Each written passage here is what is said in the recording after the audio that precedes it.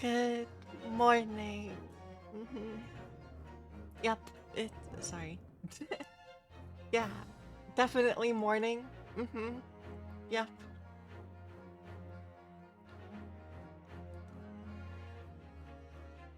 I definitely wasn't playing Zenless Zone Zero until at least 6 a.m. No, definitely not.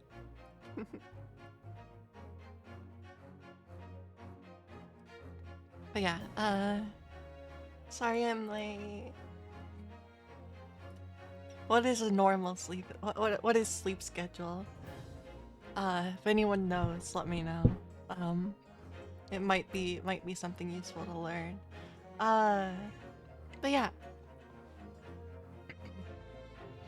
today we're continuing the Great Ace Attorney Chronicles. I think I think we're I think we're actually gonna do it this time. We're gonna solve the case. I can hope.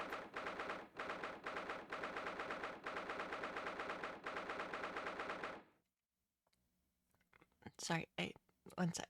I need more water.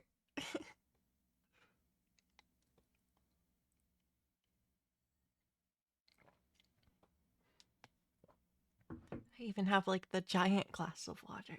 But the 23rd of February, 11:32 a.m. The Old Bailey, defendant's antechamber.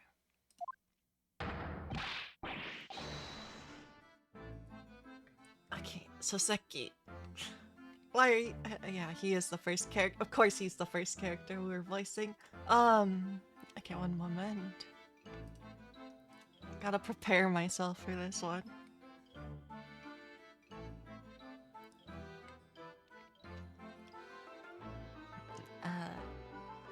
Okay, let me... My brain's still waking up. Give me a moment. Okay, I think... Alright, I'll go for it. Joyful, jubilant jumping jacks.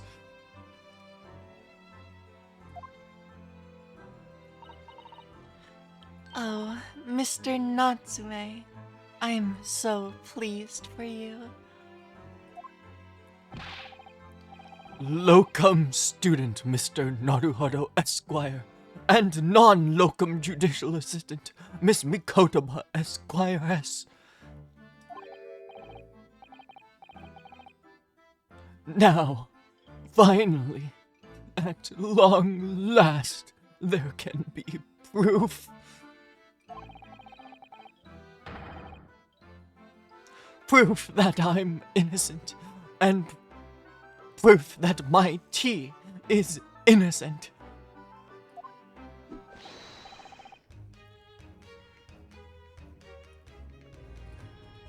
Ah, good morning, my dear fellows.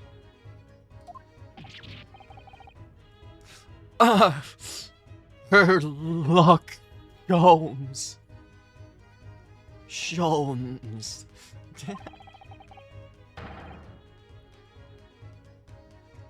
May you drink my tepid tea and fall forever silent. I thought the tea was innocent, Natsume, son.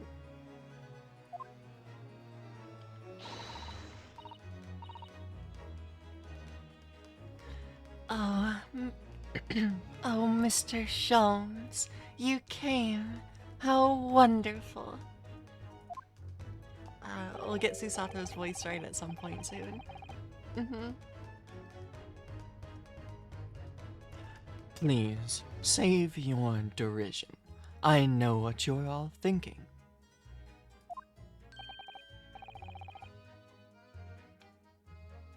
Good morning, he says, when it's very nearly time for luncheon.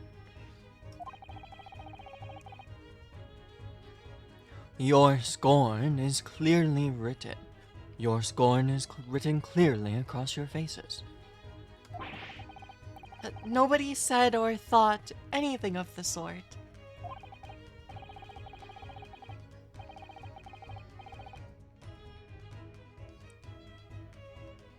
The truth is, I was determined that today would be the day. As sleep seduced me last night, I thought, tomorrow, for once, I shall not oversleep. I shall rise early and be present in court to support my companions.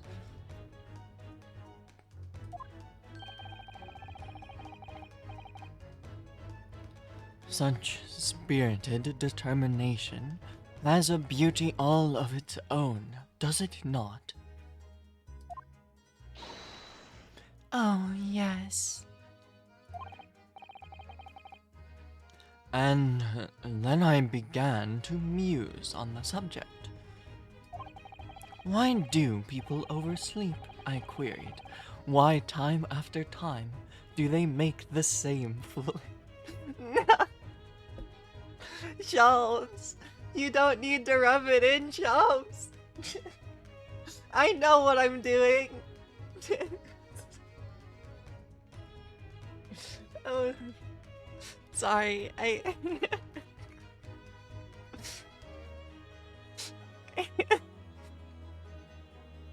like, see, even the game's giving me crap for it, even if no one in chat's gonna say anything.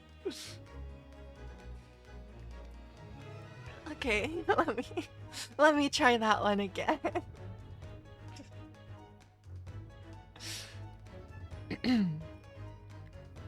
Why do people oversleep?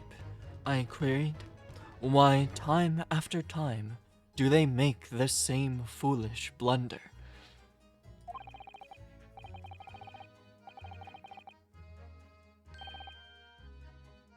And the answer came to me at once.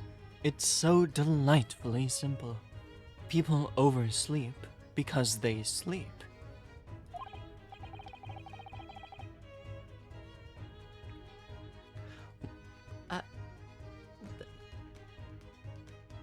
Okay. Well, is that not an astute insight into the matter?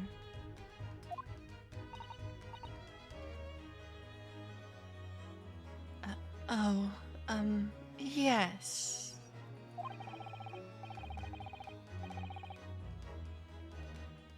Upon which realization, I attempted an experiment. I didn't sleep a wink all night. And the results?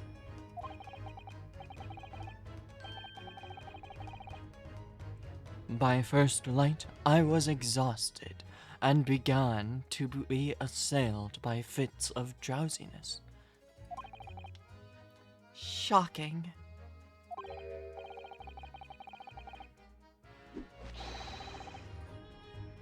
And so, the conclusion of last night's experiment is this.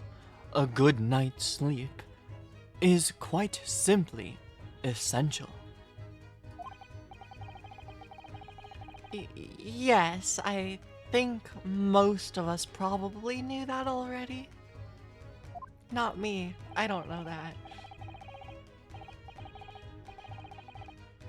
What others presuppose, I prove by experimentation. That, my dear fellow, is the scientific method. Ah, yes. And one more thing. Do you remember this? Ah.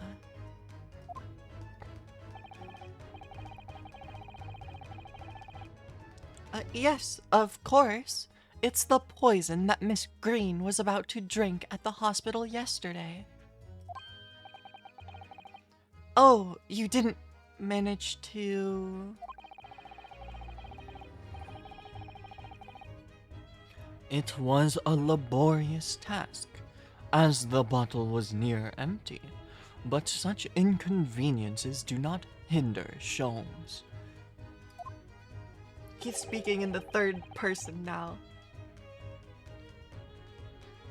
I managed to confirm that it contained strychnine. So, I was right.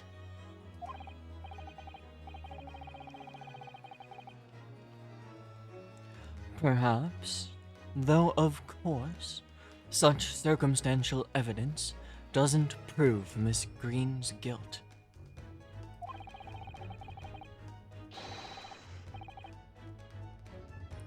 I shall leave the bottle in your care now, but licking the inside of the neck is not recommended.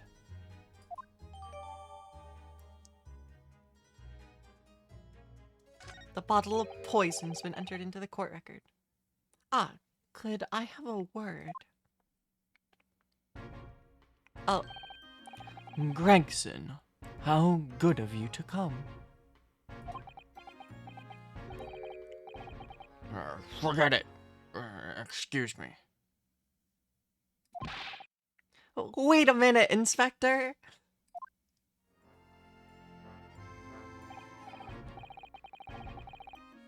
I don't wish to make a nuisance of myself. From the look on your face, I'd say it's someone else who you think is making a nuisance of himself.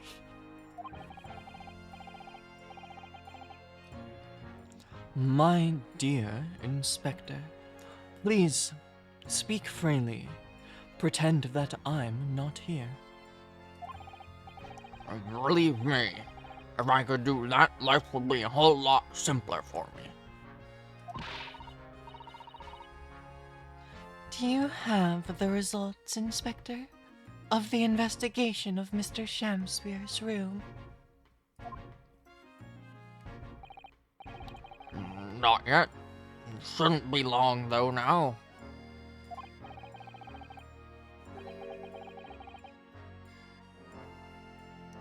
No, I'm here about something else. That dead convict, actually. Oh, you mean the man from this newspaper article we discovered yesterday in Mr. Shamspeare's room?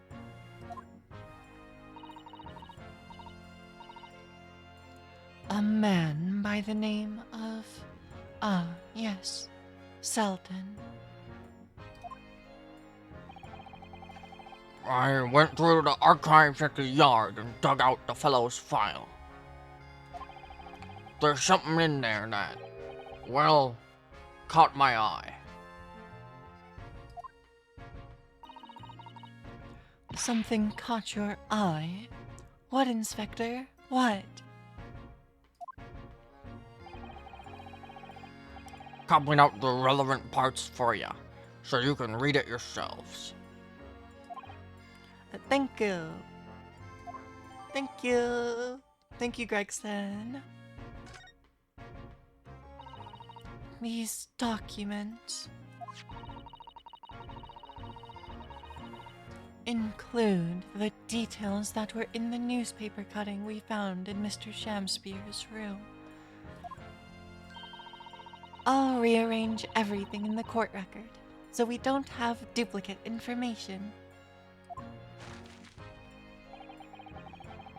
Why are you giving us a copy of this important file, though?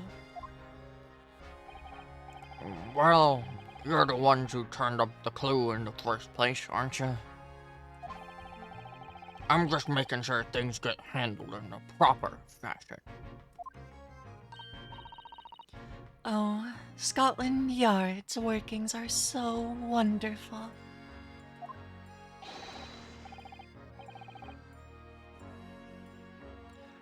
Indeed, my dear fellows. And the inspector here is a shining diamond in its crown. A shining diamond in the rough, maybe.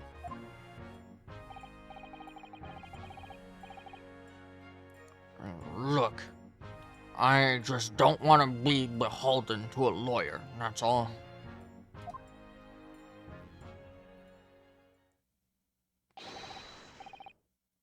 Counsel for the defense and the defendant.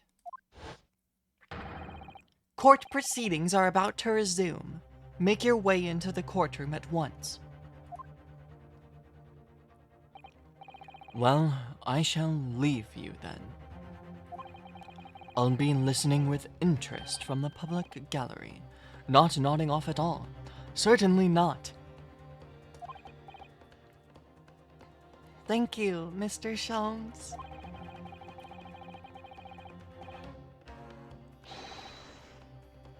I'm rather tired of seeing Mr. Mustache in floods of tears, personally. So, the best of luck to you. Locum student Mr. Naruhodo Esquire. Yes, Mr. Natsume. It's time, isn't it? Yes, this is it. Sorry, let's get the music on not this intense. Not this intense one, so I can look through the court record. Miss Olive Green and Mr. William Shamspeare. This is going to be the final battle.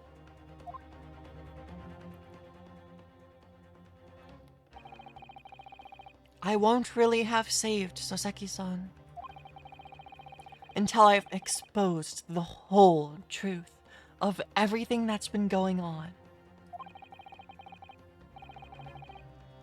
But it's all coming to a head now. You can do it, Ryunosuke. You have to.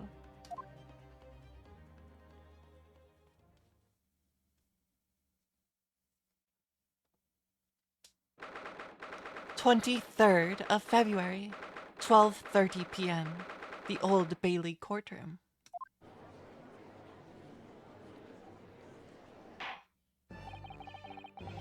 In the name of Her Majesty the Queen, I hereby declare this court to be in session again now. Before the recess, we heard a most startling accusation from the defense. Namely, that the victim of the case we heard here only a few days ago is the true perpetrator of this incident.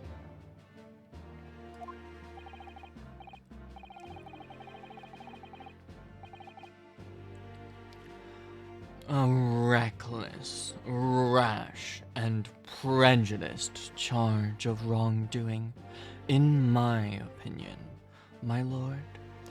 However, the prosecution has tried to extend every courtesy to this amateur newcomer from dubious eastern shores. Thank you for that backhanded consideration.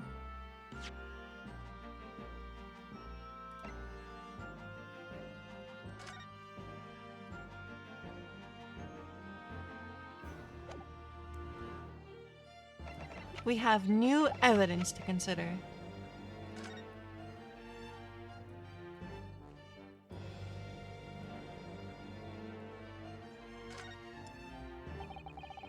So this is the poison we've been hearing so much about. Strychnine. Strychnine. There are a few remnants on the bottom of the bottle here. Look.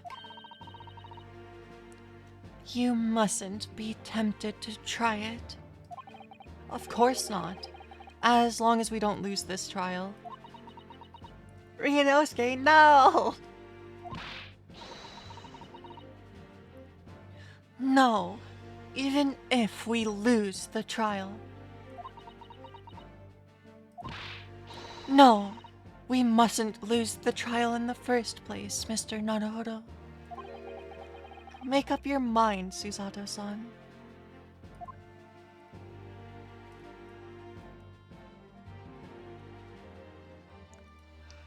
Well, what do we got here? 18 counts of burglary, 6 counts of suspected murder. Died of natural causes whilst in prison. his final moments witnessed only by his cellmate. The estimated 1,000 pounds worth of loot he stole remains uncovered.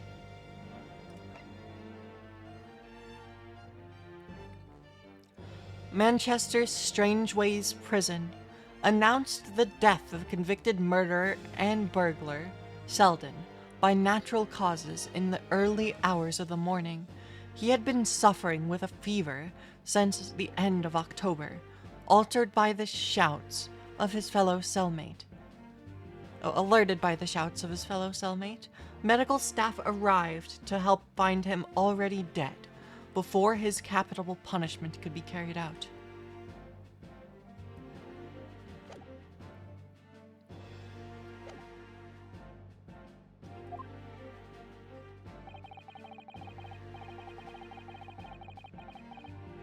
A rather cold assessment from the Honorable British Prosecutor, I must say. So, Lord Von Zeeks is the new witness present and ready to take the stand.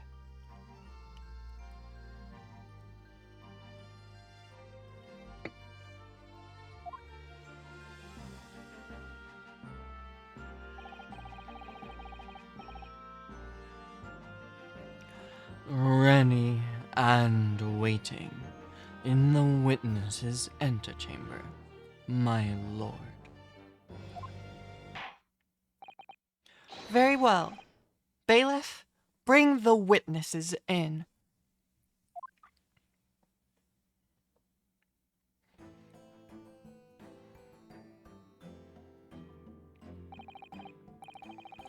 Witnesses, state your names and occupations for the court, please.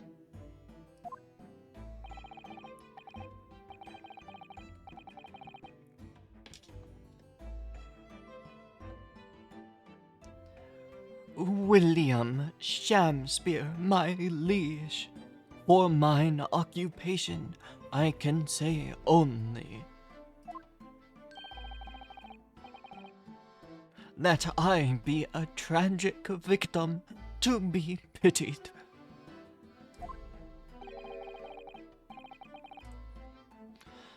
Currently unemployed, in other words.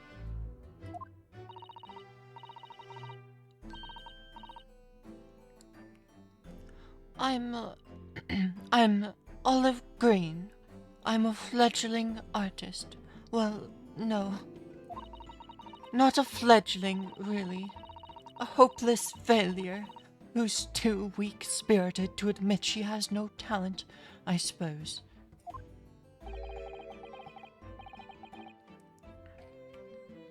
Also, currently unemployed.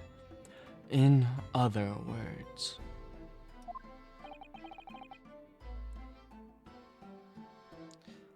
What a coterie. I don't know what that word is.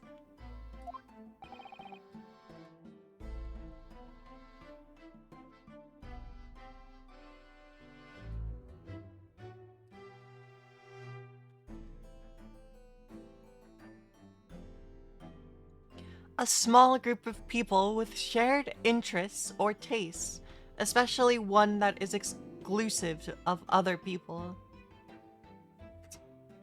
Okay. Mr. Shamspeare. My lord, I am thy humble servant. I'm afraid that you are no longer merely the victim in this affair.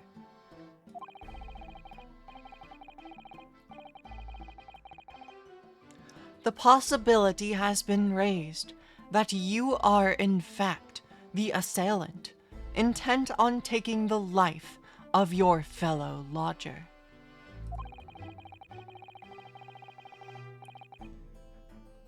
The part you have played in this whole business will be thoroughly scrutinized, I assure you.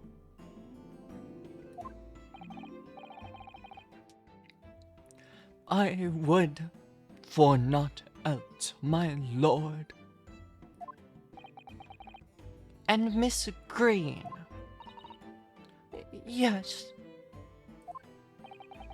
You are aware of the reason you have been summoned to this courtroom today, I presume?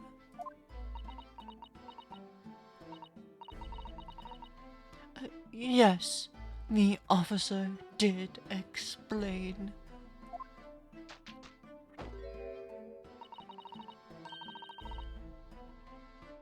He said I poisoned this ridiculous buffoon. And do you accept the charge, Miss Green?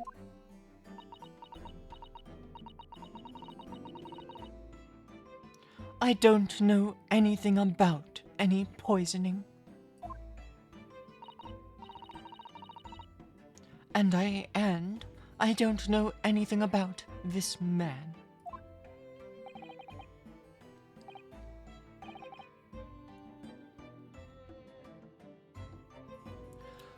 Come, lady, die to live.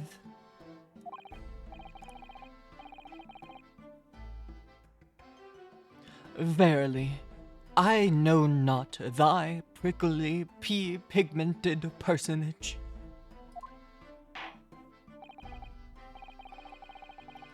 Very well. Let us proceed with the matter at hand. That being, to ascertain whether or not Miss Green has any involvement in this affair.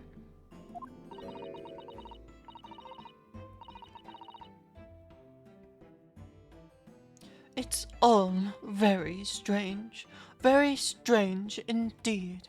Why would you suspect me?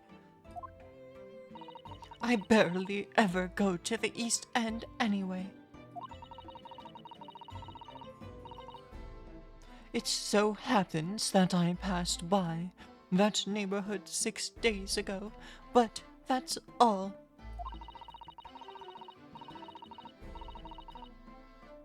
And on the night that this man was poisoned, I was still in hospital, fighting for my life.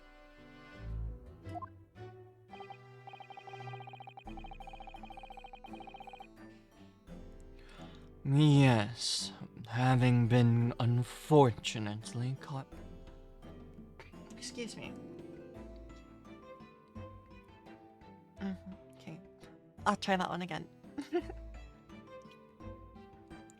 Yes, having unfortunately been caught up in the incident on the street outside the Gardeb household.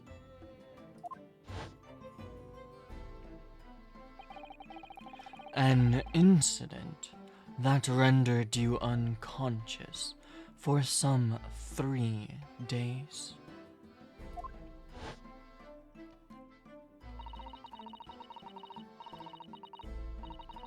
I was struck in the middle of my back by a knife, through no fault of my own, and now I'm under suspicion.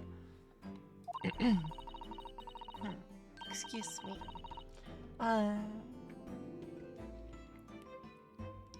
What other irrelevant things might I be suspected of? It's all very disturbing.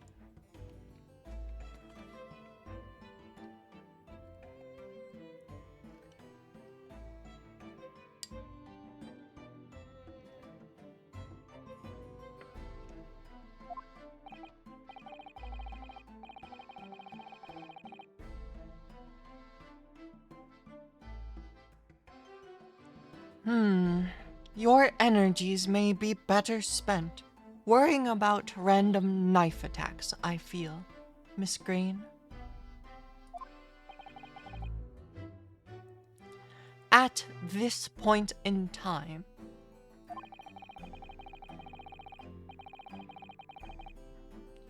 all that appears to connect you with Mr. Shamspeare's lodgings is the Briar Road incident of 6 days ago. That's why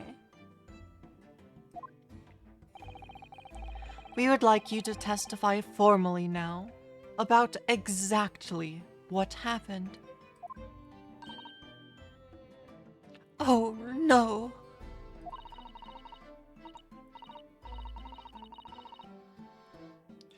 The incident 6 days ago.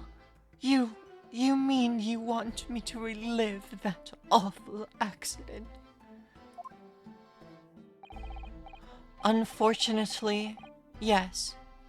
Please tell the court what happened that day.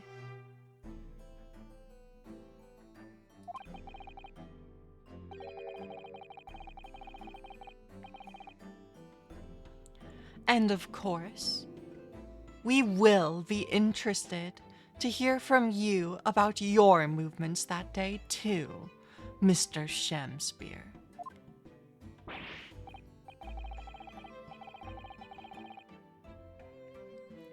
Uh, but what happened what happened 6 days ago is nothing to do with me being poisoned.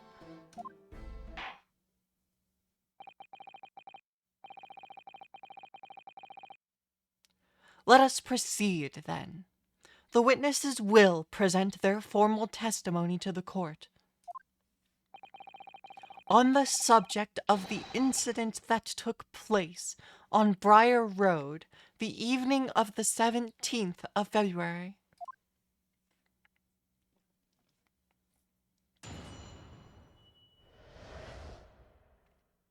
The evening of the 17th of February.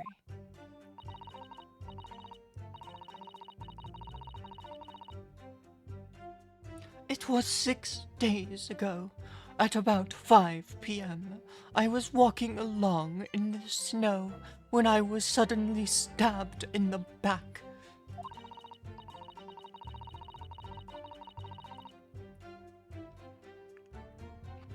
Coincidentally, it happened to be just outside the house where the men in this case have their lodgings.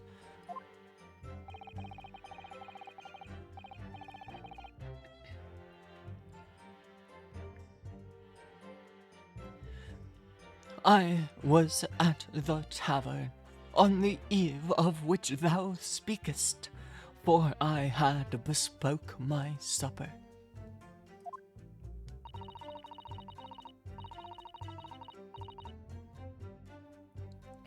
It was the first time I'd been in the area.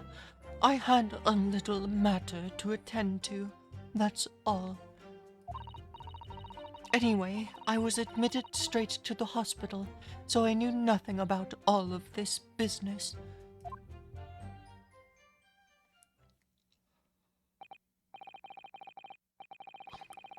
Yes, a second incident inside a week at what I believe to be aptly described as the haunted lodgings.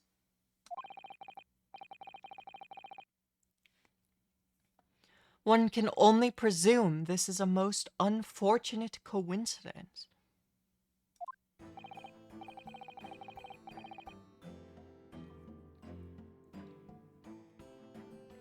Meanwhile, you say you were not in your room, Mr. Shamspear.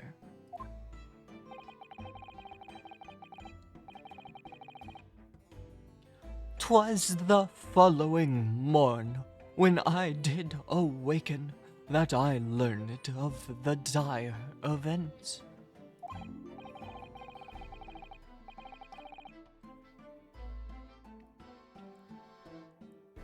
Mary, Mary, what a commotion did the officers of the law make on the floor above mine.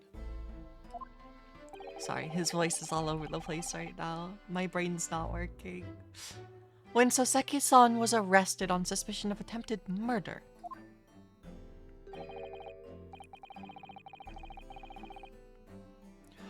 As suspected, There is nothing connecting these two witnesses but happenstance. It's true. It does seem as though they're unrelated at first glance, but I'm not so sure. There's something lurking in the shadows here. I feel certain of it. And this is my one and only chance to expose it.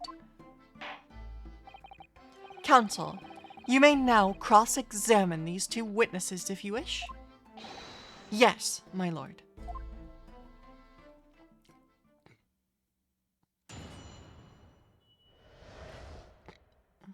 Excuse me.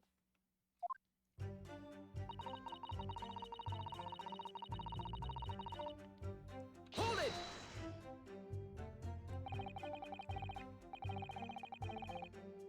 I'm well acquainted with the case.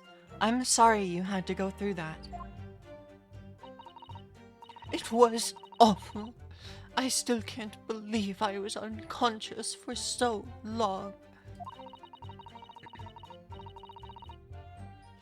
And I woke up to find that the case had been solved and the culprit arrested. Yes, the incident has been resolved already.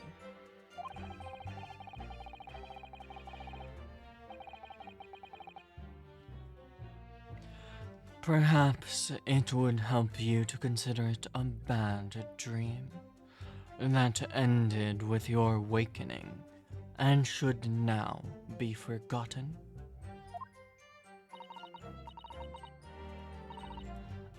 Yes, I suppose so. Thank you. But before you put it completely behind you, Miss Green, I need you to remember the details one last time.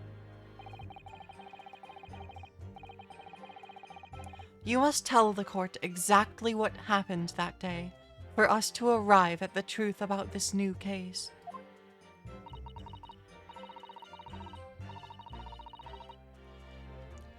The trouble is, there's nothing to tell, really. I was just walking along the pavement.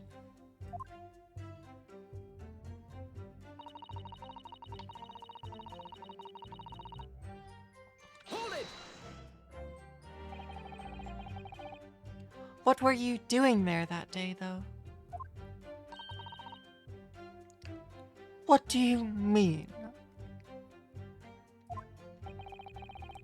The art school you attend, what's it called? Ah, yes. It's the Thorndike Academy of Fine Arts.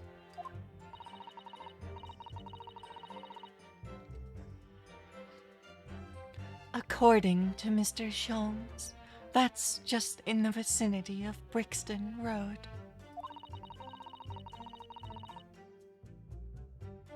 Which is some 10 stops away from the scene on the underground.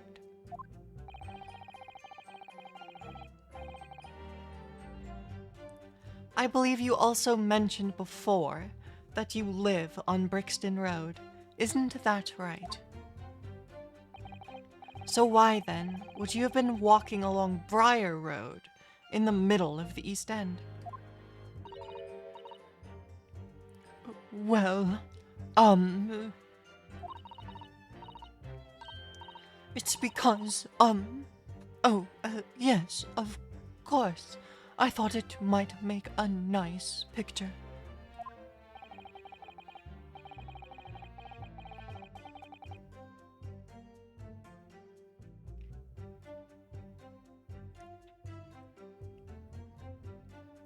The witness is a student of art. City-dwelling artists can't all paint grand urban vistas. That's right. I happen to like the crumbling look of that part of town.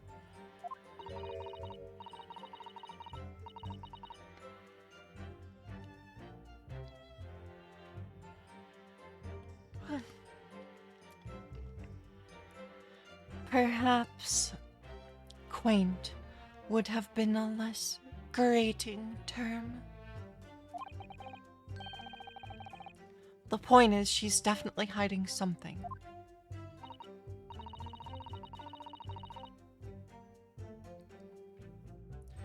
Yes, it seems she's not going to be forthcoming with the truth.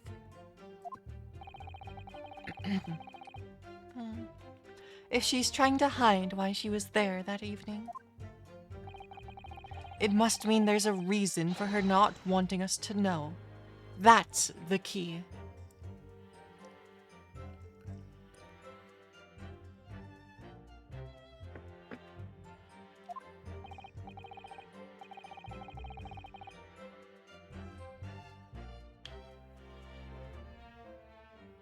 And you, Mr. Shamspear, on the evening of the incident 6 days ago, would you tell the court what exactly you were doing? 'Twould be my pleasure, sire. I was at the tavern on the eve of which thou speakest. A tavern, you say? Which one?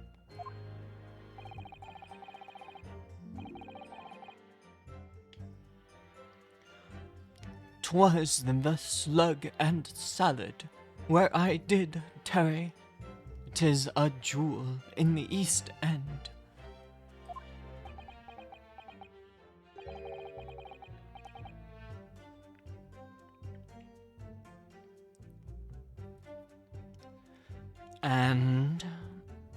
And a little unexpected, I feel.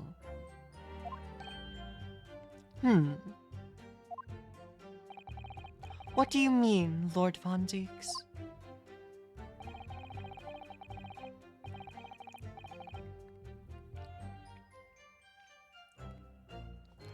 The Slug and Salad offers unusually fine dining, for the locality at least.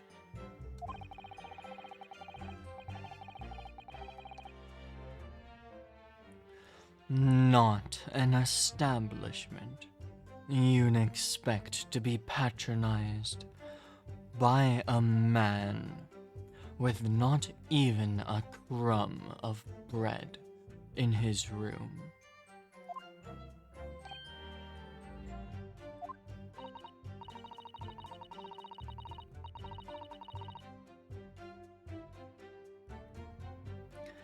It's true. The menu lists premium crusts of bread and glasses of water in different levels of cloudiness. Sounds pleasant.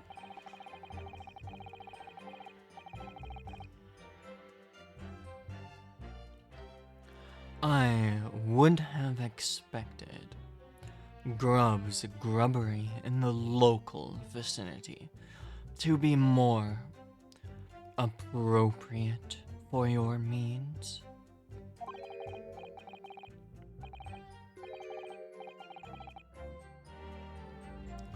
Watery soup and mushy peas, or rather, soupy water and pea-like mush. All equally appetizing.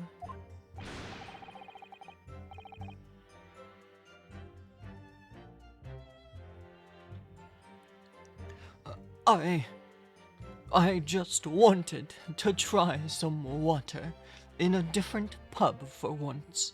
What's wrong with that? How different can water really be? Or perhaps there's a more plausible explanation?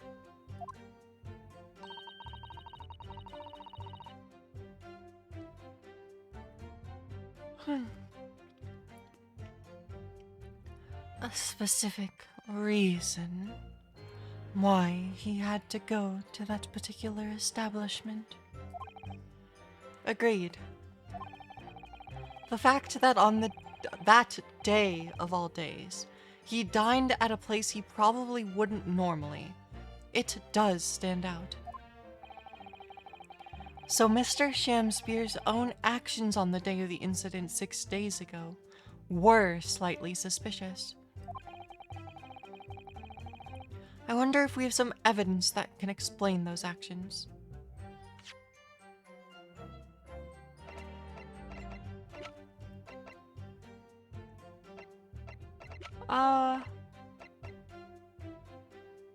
The photograph.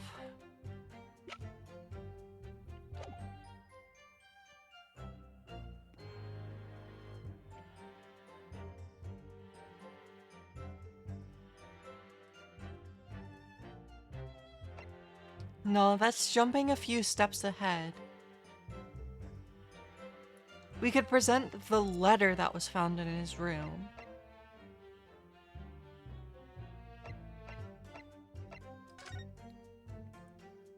That might work. Mr. Shamspear. Yes, sire.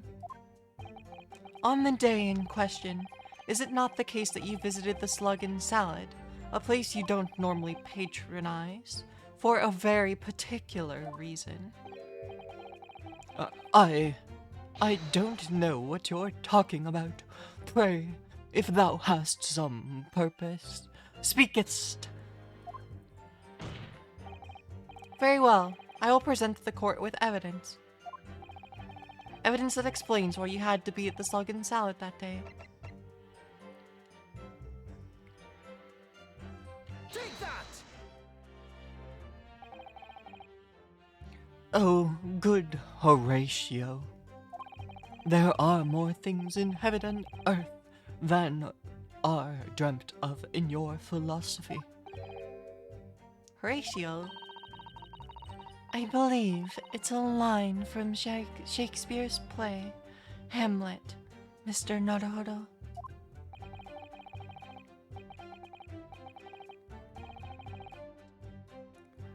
Be it a line from the great Shakespeare, or from this Shamspear, the message is the same. My learned Nipponese friend is wide of the mark. Hardly surprising. I do wonder if there isn't perhaps some evidence that would explain why. I think we have discussed this issue enough. Let us return to the witness's testimony, please.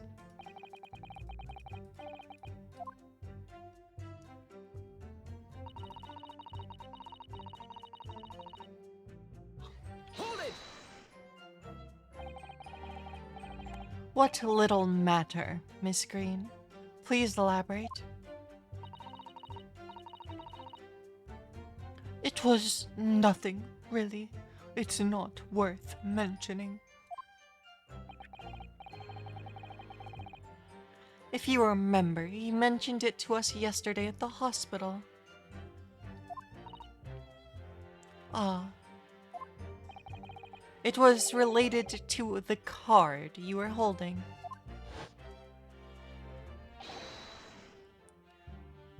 Miss Green.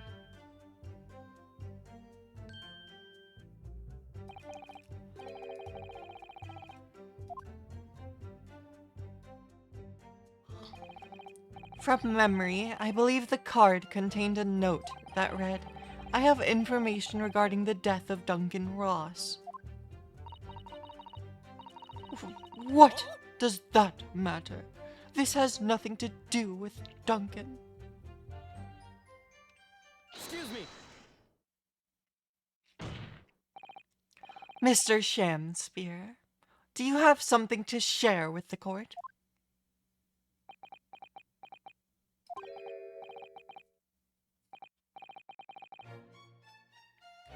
To be or not to be, that is the question. Ah, pray forgive me. The great bard's words springeth from within me when ne'er a thought, with ne'er a thought.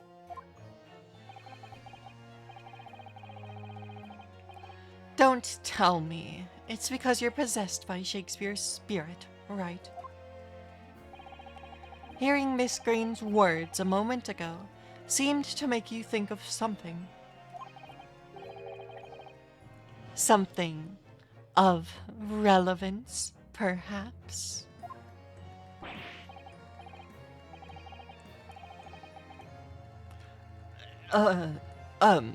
Well, nay, nay, sire.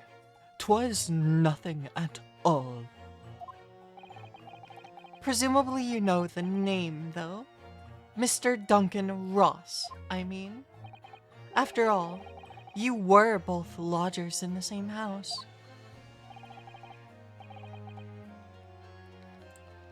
It would appear it were so, but sadly nay. Lodging be a lonely occupation, sire. My lodgings fellows be rarely known to me. So you haven't heard of him? Even though he passed away in the room just one floor above yours?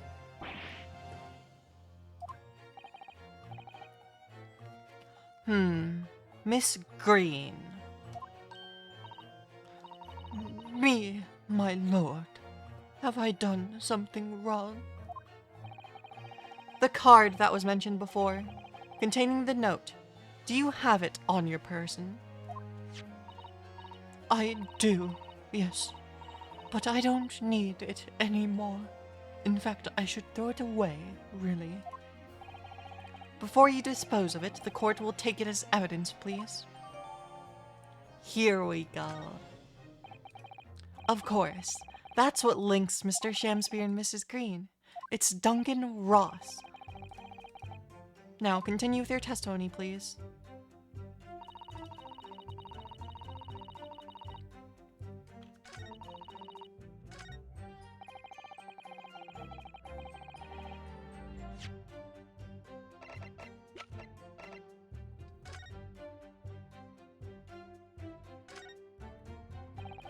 The envelope has been ripped open rather carelessly, hasn't it? Miss Green strikes me as the type to open correspondence more neatly. Ah. What is it? The way the envelope is torn, I'm almost sure I've seen the exact same shape. Oh, you don't mean... Were you thinking of the piece of evidence, Mr. Naruto? Exactly. That's it. Try to match them up. They go together perfectly. This torn off end of the envelope clearly belongs with this card.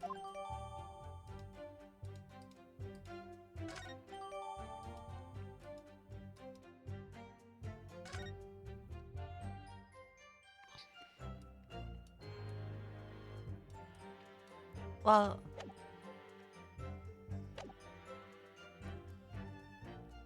Hold it! see, I was just a couple steps ahead.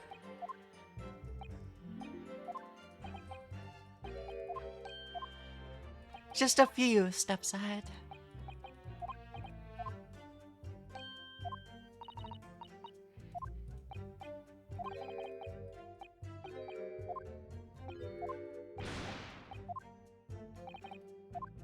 Alright.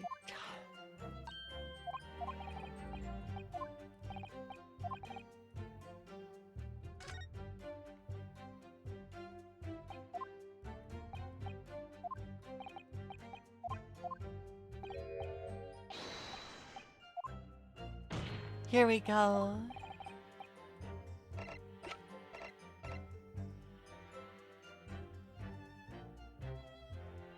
Take that!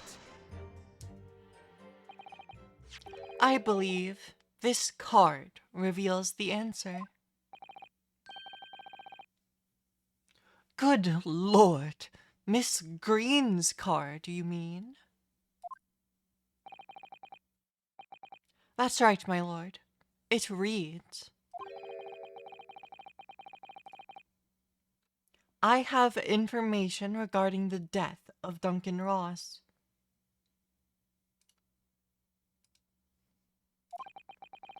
Come to the Slug and Salad on Briar Road at 5 p.m. on the 17th. Don't tell anyone else about this letter or the meeting. It is a matter of utmost importance. Mr. Shamspear, your actions on the afternoon of Miss Green's stabbing, are exactly as described in this note.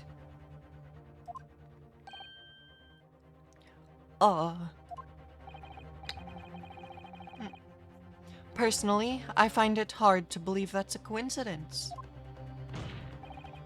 Don't you, Mr. Shamspear? Well, Excuse me, can I say something? Yes, Miss Green. That card was delivered to me. It doesn't have anything to do with this odd man, does it? Well, you'd think so, yes, but it's hard to believe it's merely... My lord, may I? May you what, Miss Green? I'd like to make something very clear about that card. Very well then. You may amend your testimony to include details about the peculiar note.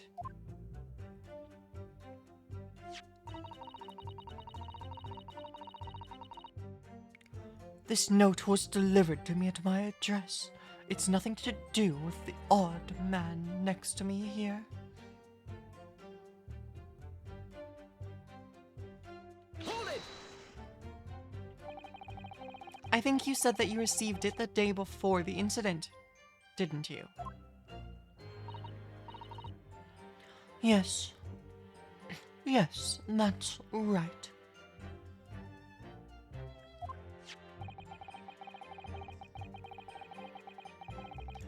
there appears to be no indication of the sender's name or address here on the envelope.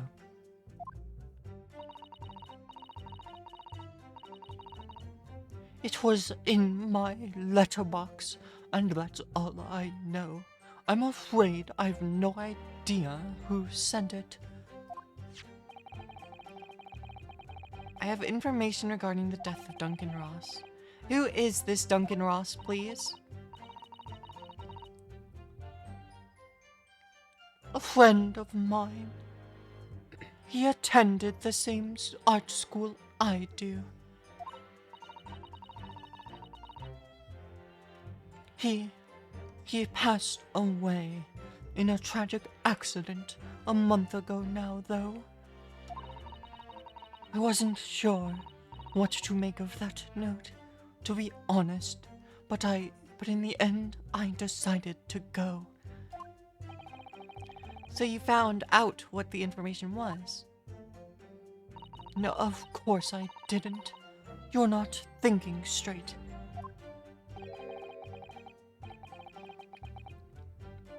Whilst on her way there, she was stabbed in the back, as my learned friend hopefully remembers. Yes, of course. She never made it to the meeting.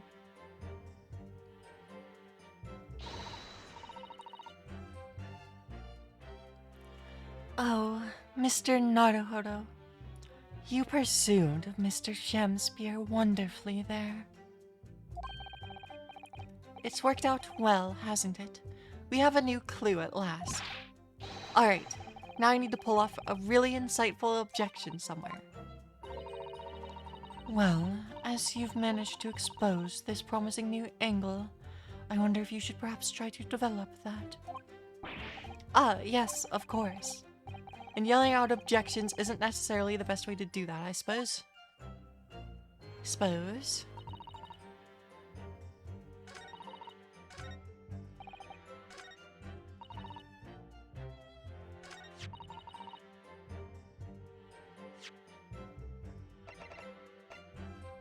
Objection! Objection.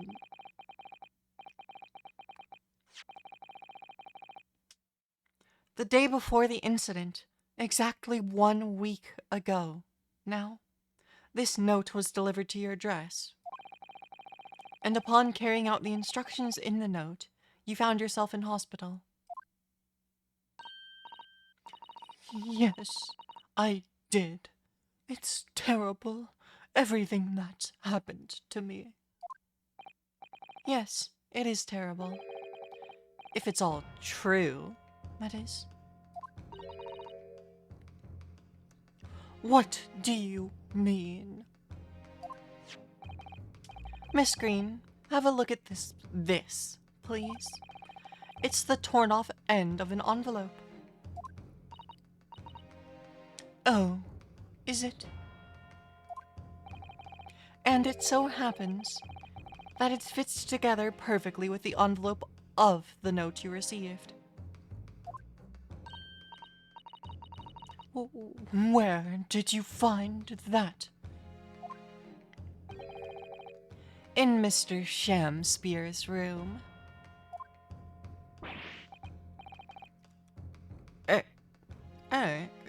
In in my room. Mr. Shamspeare, do you perhaps remember this note from somewhere? Well, Your actions that afternoon follow the instructions in the note to the letter. Come to the Slug and Salad on Briar Road at 5 p.m. on the 17th. And so, that's exactly where you went.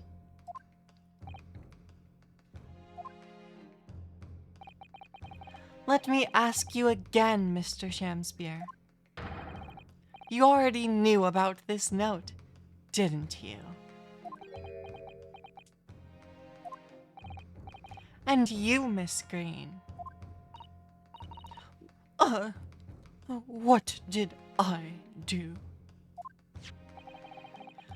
As this torn off end of the envelope proves, the note was originally in Mr. Shamspeare's room. So how is it that it came to be in your possession? I don't have the first idea. I'm just a fledgling artist after all. There's only one explanation. You broke into Mr. Shamspeare's room and stole it.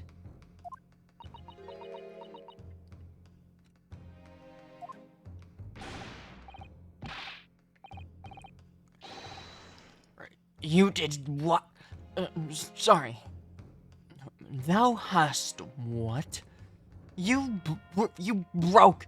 I mean, thou were in my room.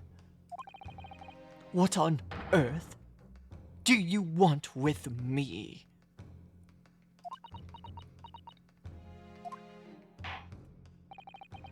It would seem that both witnesses need to testify again.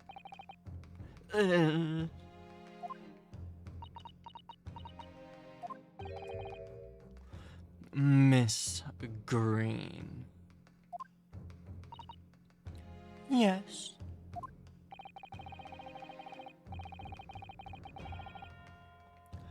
Whilst you have the court's sympathy, I'm sure, for the suffering you have endured in recent events, Anyone found to be giving false testimony in a court of law will be duly punished. Please bear that in mind.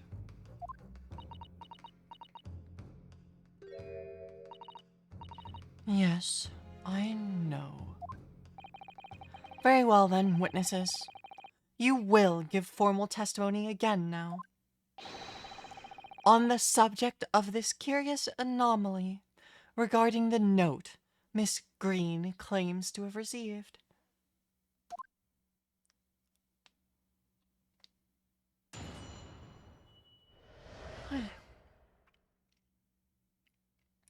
The anomaly of the note.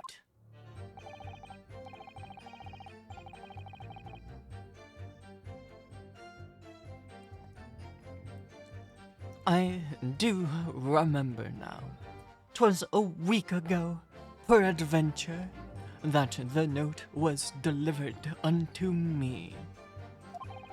On the day writ therein, I did tarry a long hour at the Slug and Salad, yet nobody came. Thereafter, on the evening I shared the company of the Japanese fellow, I did see the note had vanished. I don't know what you mean. You think I snuck into this man's room, do you? Why would I?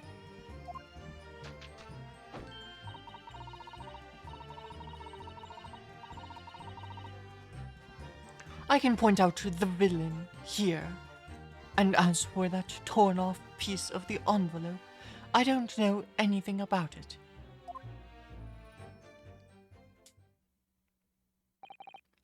You now claim to have received this letter, do you, Mr. Shamspeare? Faith, 'tis so, my lord. And I would swear to have set it upon the table in mine humble lodgings. Yet 'tis clear to me now that since I returned from the tavern that night, I have not laid eyes upon it. Well, that being the case, young lady, it would appear that your testimony was a lie. Is that what you think? How unfair you think I'm the one lying. I beg your pardon. I'm just a fledgling artist, as I said, and fledgling artists don't lie.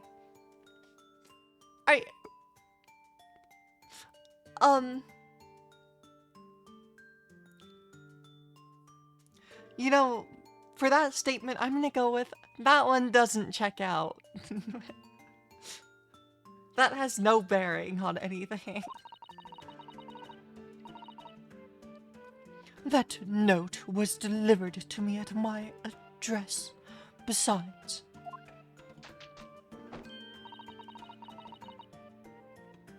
we all know who the liar around here is.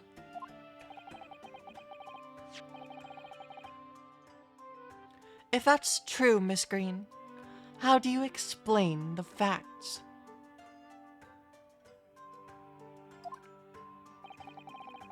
This part of the envelope was, without question, found at the scene of the crime. I don't see why I should explain. Sorry. I'm a fledgling artist. My job here is just to say what happened. That's all.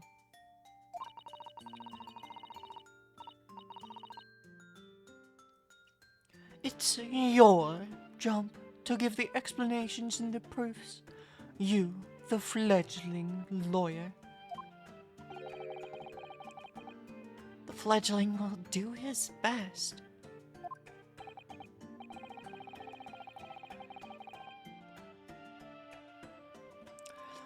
Evidently, my learned friends, cross-examination is our only hope of learning the truth. Well, Council, I'm ready, my lord. Very well then. The defense will now proceed with the cross-examination of the witnesses. Miss Green clearly did break into Mr. Shamspeare's room. There can be no question of that. And that's how she acquired the note. Yes, two facts are starting to lead me to a possible explanation for all this. And it's not a pretty one.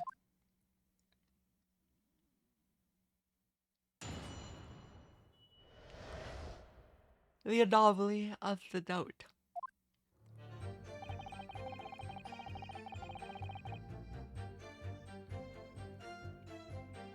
Okay, before we go through this cross-examination, I'm going to have to go refill my water. Cause I initially just, yeah, I didn't have enough when we started. So yeah, I'll be back in a minute and then we'll get into this. Sorry, I'm having a little bit of a tough time keeping the voices consistent here, but I'll try my best. But yeah, be back in a minute.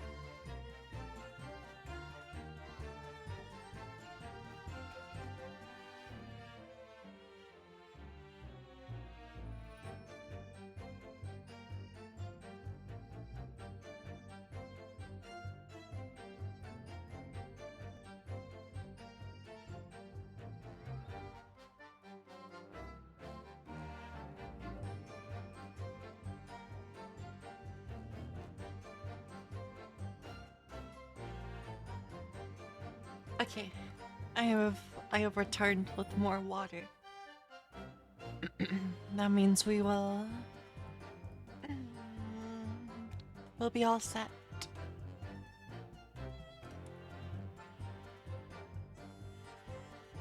Okay. No, go back. Okay. Hold it! And can you shed any light on the contents of the note at all?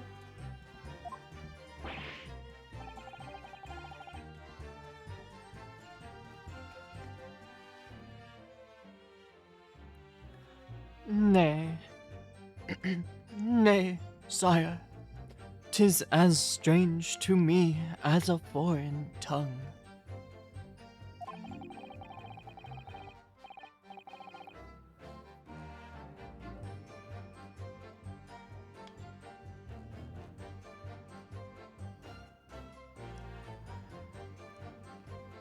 Even with a knowledge of literature as great as mine, oh no, verily, 'tis impenetrable.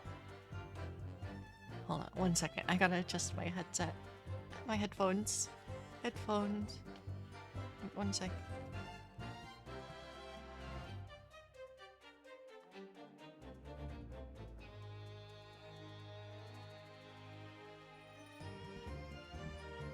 Okay, that's better.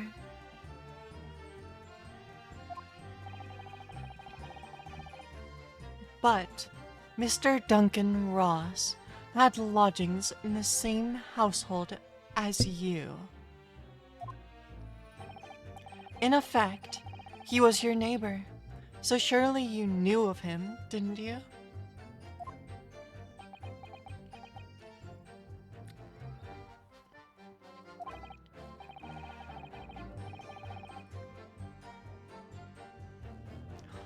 Alack, if the choices be twixt, I knew him and I knew him not, then 'tis with foreboding that I be forced to declare we were by some small measure acquainted.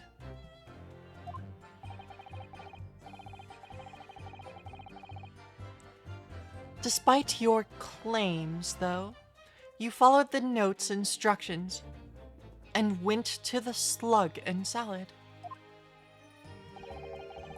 Presumably that was nothing to do with your knowledge of literature.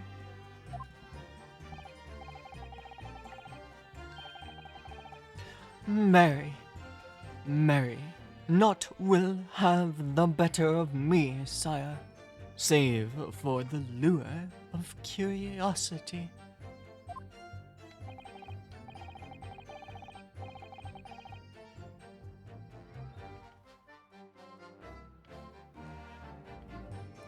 So 'tis true, I was compelled by mine own eager heart to betake myself to the tavern.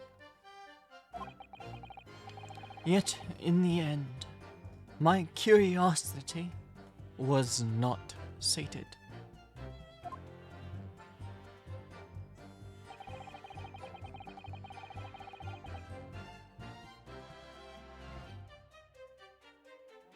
Hold it!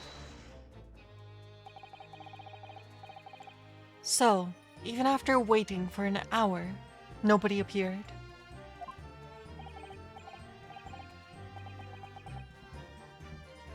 Well, yes, sire. 'Tis as thou sayest. Really? You paused for a moment before you answered.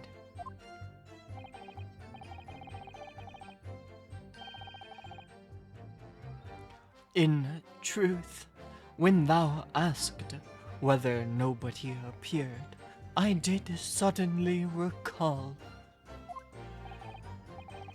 Really? Do you mean to tell the court that somebody did appear after all? I was not alone that night, at the slug and salad, my lord. No, 'tis returning to me now.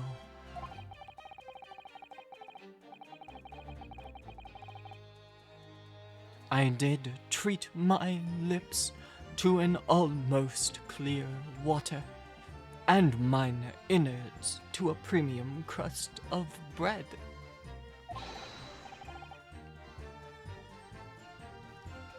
And all around me danced a great many companions. What do you mean? Flies. Flies, sire. Flies.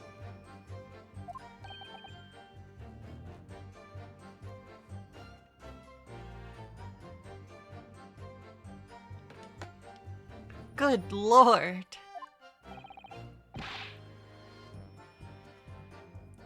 In the name of Beelzebub, what were they?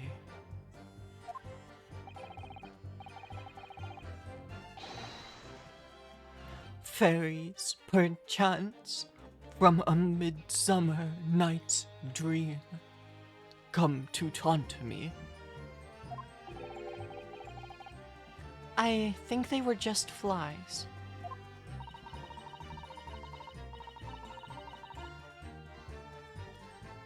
I can't help thinking that the flies ought to choose something more wholesome to buzz around. Is that wrong of me? No, you're fine, Susato.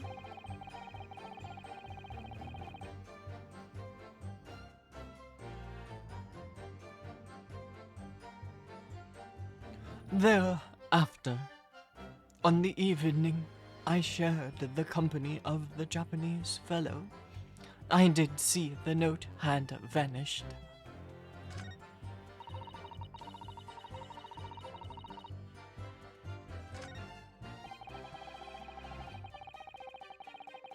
Hold it! When exactly did you notice it had gone missing?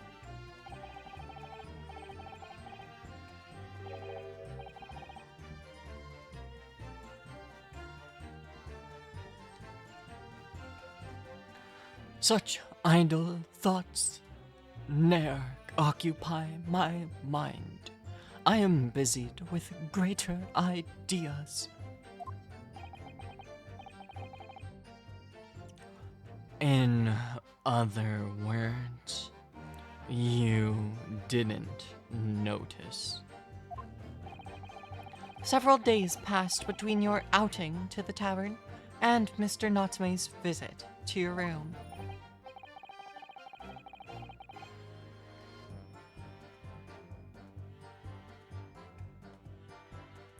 Yes, it would appear that the note disappeared sometime in that interval.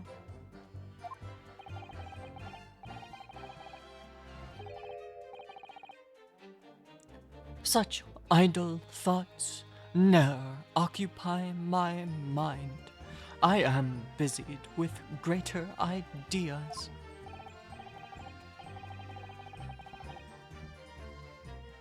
And yet, during that time, Miss Green was comatose in hospital, was she not? Clearly, then, she could not have been stealing things from Mr. Shamspeare's room.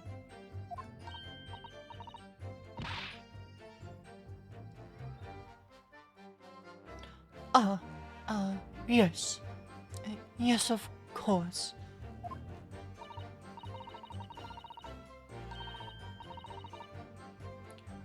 It's all some sort of misunderstanding, isn't it, Mr. Prosecutor, sir?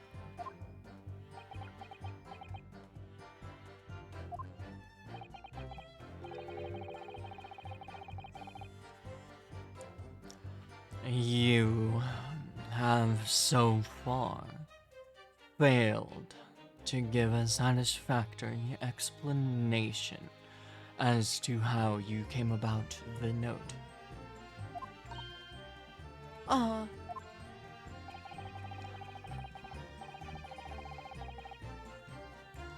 I am not here to advocate for your defense, madam. I won't tolerate inconsistencies in your story. You would do well to remember that. oh, dearie me. What's Lord Von Zeke's getting at? It's true. Hold it!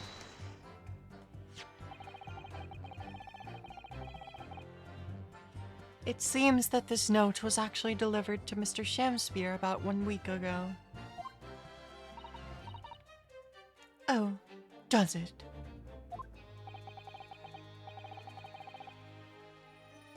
But for some reason, it ended up in your possession.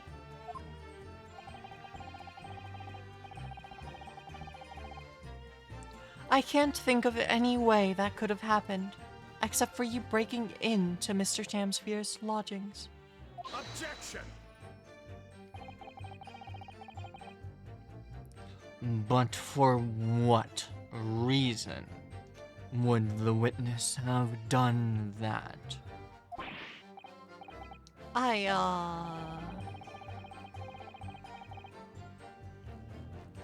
I won't deny that Miss Green's possession of the note would appear to defy logic.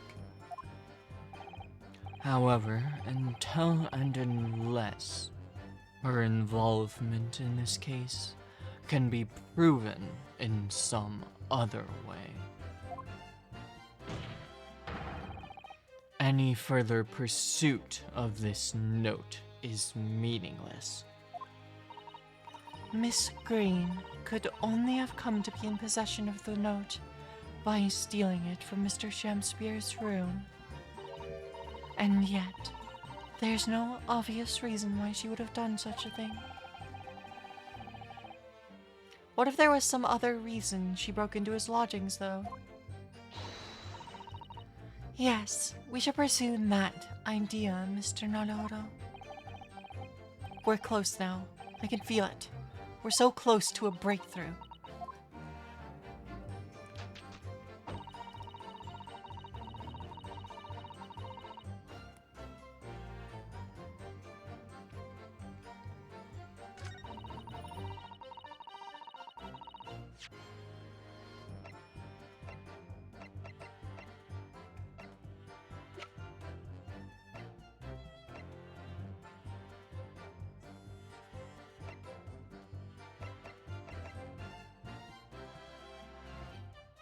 Objection! Yesterday at the hospital, we saw you with this bottle. And though the contents spilt during the course of our meeting, a small quantity remained.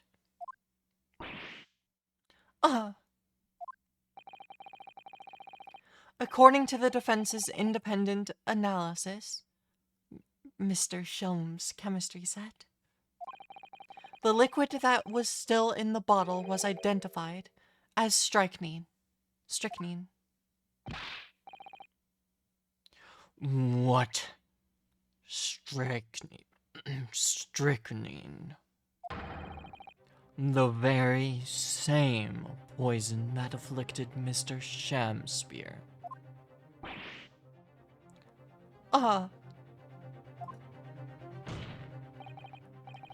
Miss Green, you broke into this man's lodgings for one reason, and one reason alone.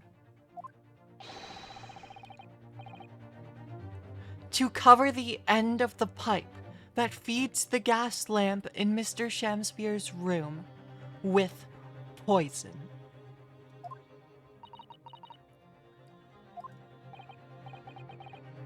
Can this be?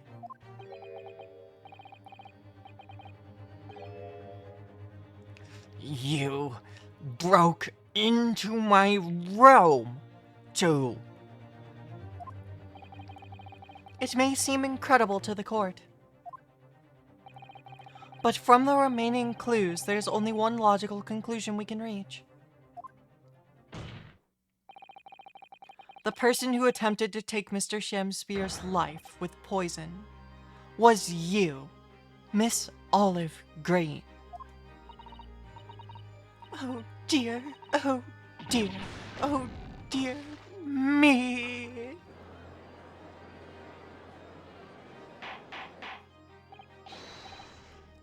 Order! Order! Counsel, are you seriously suggesting this woman put poison on the end of the gas pipe with intent to kill? Do we have the test results from that? Yes, my lord. There's no other way to explain the facts. But if Miss Green did indeed set this odious trap 6 days ago, and the victim had put his mouth on the pipe that very evening as expected, the attempted murder would have happened 6 days ago, surely. That's a very good point. Perhaps not, my lord. I beg your pardon?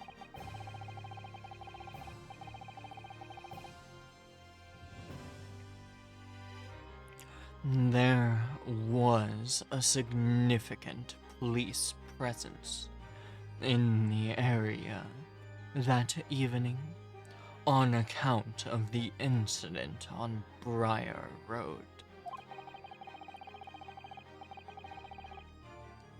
Local residents were being interviewed throughout that night as part of the ongoing inquiry.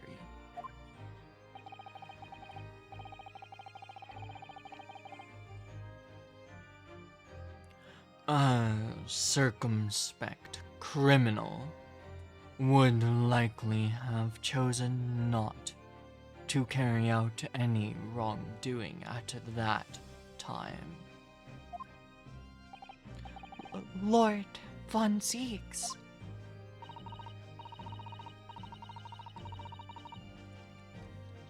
And, of course, the following morning there was more activity at Mr. Shamspeare's address. Plus, Natsume was in jail, and therefore the target of his ire was not within range to be killed. More activity. Ah, yes. You mean his fellow lodger, Mr. Natsume, being arrested on suspicion of murder?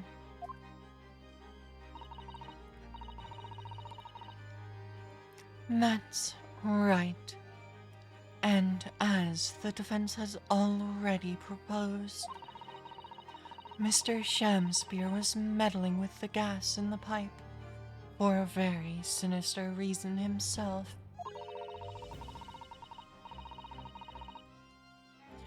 To cause the gas stove in Mr. Natsume's room to go out, thereby asphyxiating the occupant. But once Mr. Natsume had been arrested, his room was under constant surveillance by the police. In the circumstances, Mr. Shamspeare had no reason to blow air into the gas pipe.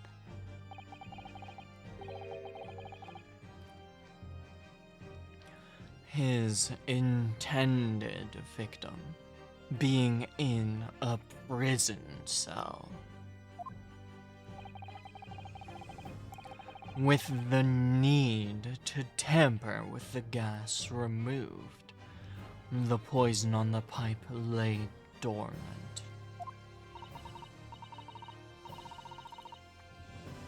And then, 3 days ago now, the situation changed again. Right. Mr. Natsume's trial, which took place here at the Old Bailey, came to an end. The trial in which the man stood accused of stabbing Miss Green in the back, but was duly acquitted.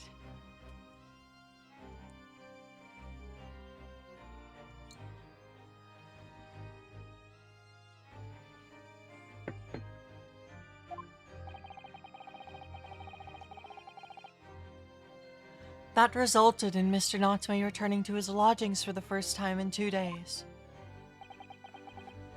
And that very night, his gas stove mysteriously went out, and Mr. Shamspear was mysteriously poisoned.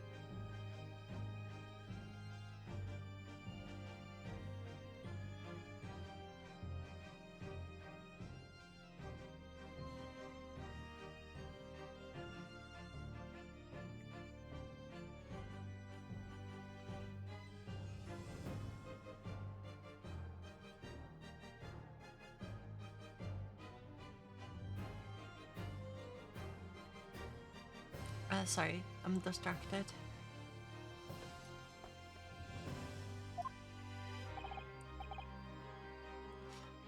Uh, um...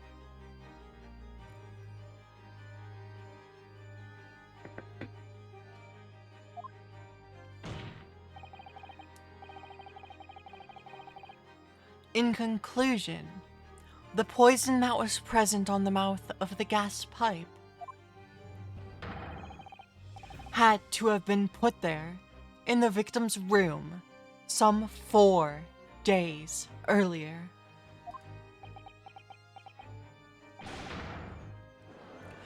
Mary... With that new understanding, it becomes clear that this letter was all part of the plan. What plan? The court will recall that the note gave instructions to visit the Slug and Salad at 5 o'clock, and that the recipient should tell nobody else. The reason for these instructions are now clear.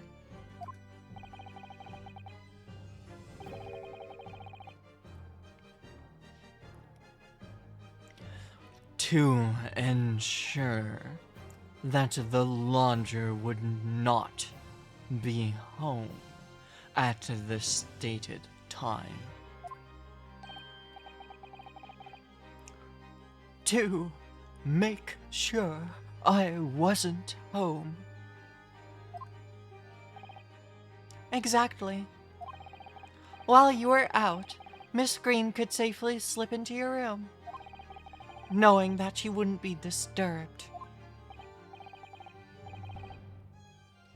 You mean to say that letter Was written by Miss Green, yes. And in order to cover her tracks, she took it away with her when she left. Just after she smeared poison over the mouth of the gas pipe in your room. Wait, she's standing on a crate. Order. Order. What do you have to say for yourself, witness?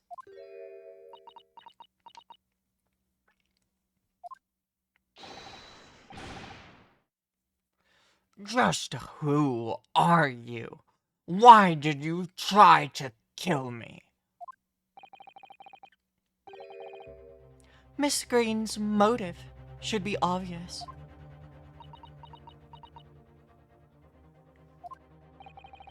It's all tied up with someone whose name we've heard several times already during the course of this trial.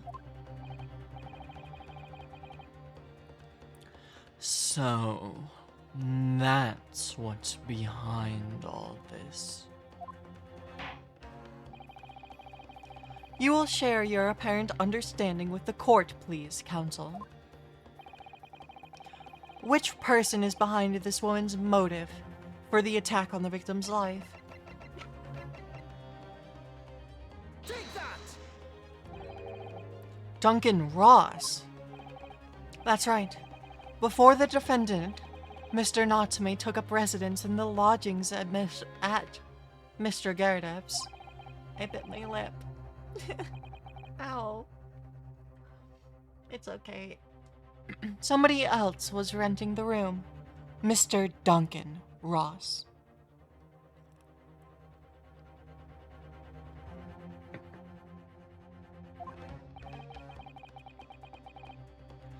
I knew I'd heard the name somewhere else.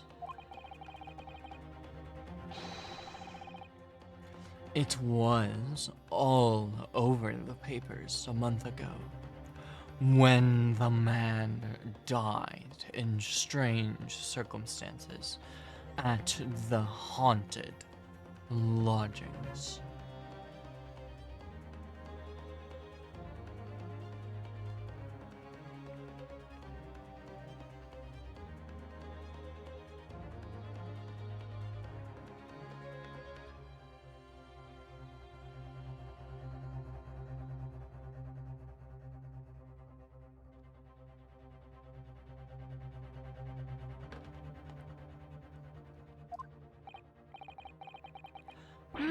That does ring a vague.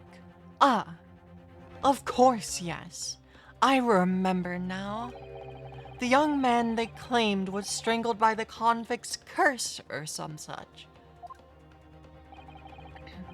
Sadly, my lord, it wasn't a curse of any kind, nor was it an accident. The man died as a result of Mr. Shamspeare blowing into the gas pipe and causing gas to leak into the room. It was murder.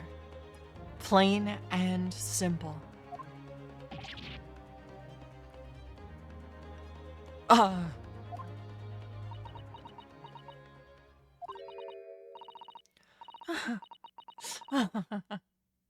Well, what do you know? The world is so unfair. Curses, curious deaths, that's all people care about. If it's an interesting story, they want to know. It doesn't cross their minds that real people were involved.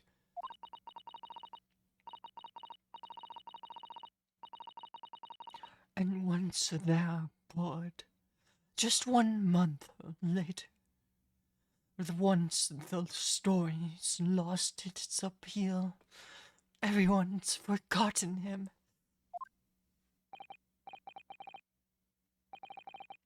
You mean you, Duncan, was... Mr. Ross was Miss Green's fiancé. Fiance? You may not have known until now who Miss Green really is, Mr. Shamspeare. But she's known exactly who you are. All along. Because you're her sworn enemy. The murderer who took the life of the man she was to marry. Mary. Miss Green, is it not the case that in order to exact revenge on Mr. Shamspeare, you smeared poison over the end of the gas pipe?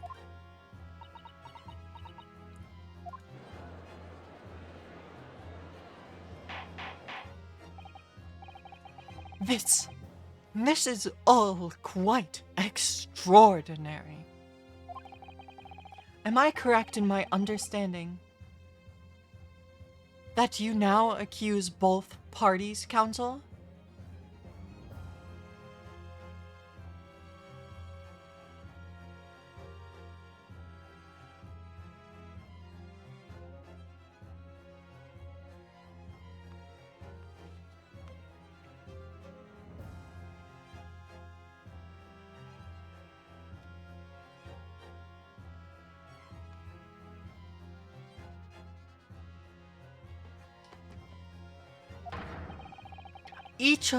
each on different counts of murder.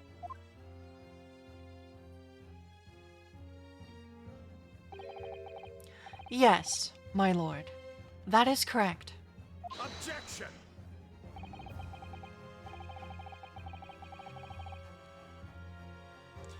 Inhaling so deeply, it appears that my fledgling learned friend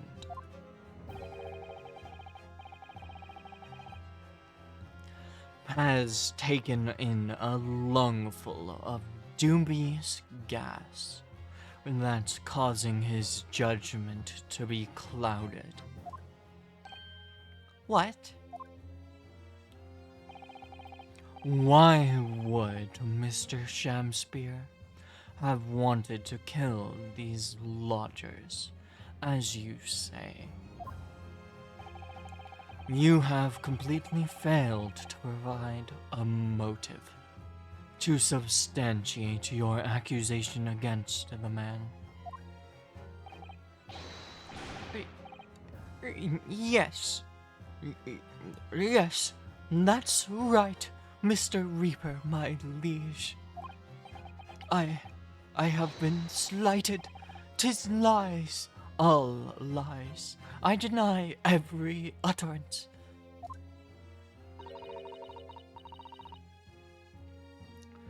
And you'll have to forgive me, Mr. Naruhodo, sir. But I don't intend to admit to anything either. Miss Green, I'm sure you'll think I'm being very rude, but I'm not going to be sent to the gallows for the likes of this scoundrel. Objection!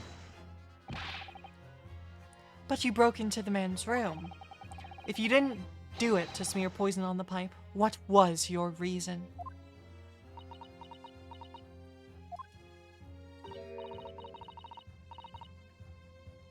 I thought I'd have a look around. That's all. Sorry. You're right. I suspected him. So I thought perhaps I might find some evidence or something in his room.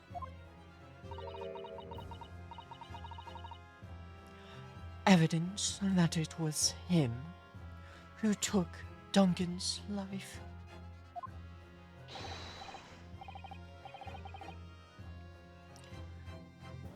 Oh, vileness. Oh, villainy.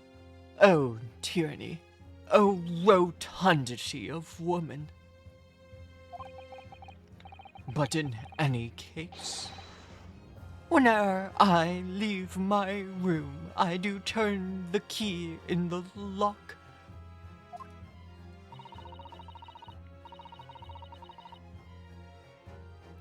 That whole place is falling apart.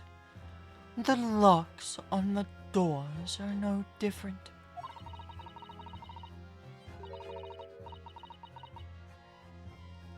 Duncan showed me once how to unlock the door with some turps and a piece of wire.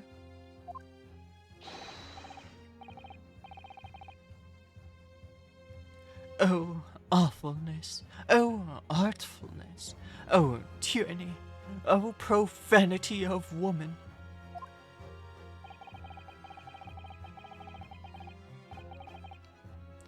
We will consider your trespassing on some future occasion, but for now, tell the court what you found, what your search for evidence revealed.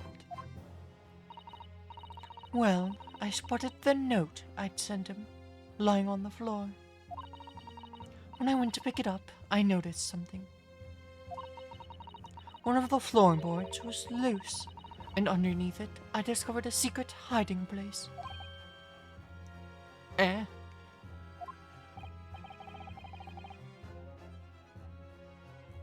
Yes, we also discovered that place.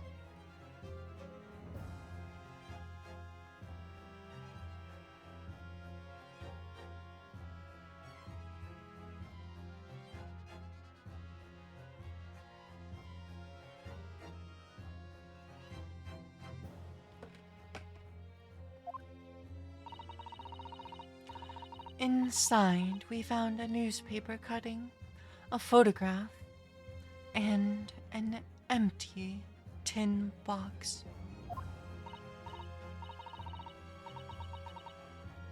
Ah, yes. Well, the thing is, when I found it, the box wasn't empty. What? There was something inside it. Yes.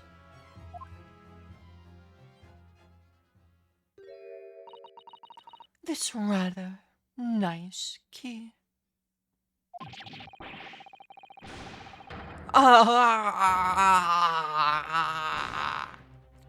What are you doing with that?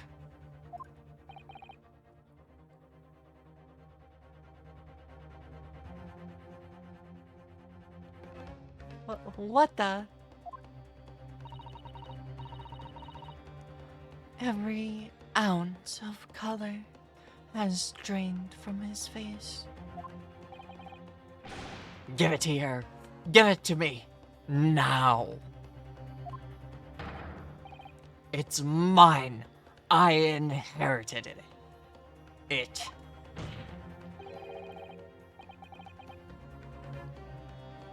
What was that, witness? What did you say? You inherited it. No, what's all this about? He inherited that key. It was obviously important to you, since you'd gone to such lengths to hide it, so I took it. I don't know what it's for, but you took something precious to me, so I took something precious from you. So what if it means you can't open something now? I don't care. Give it back this minute. Give it to me. Ow. Calm yourself, witness. So Mr. Shamspear has tried, and in one case succeeded, to take the life of 2 lodgers now.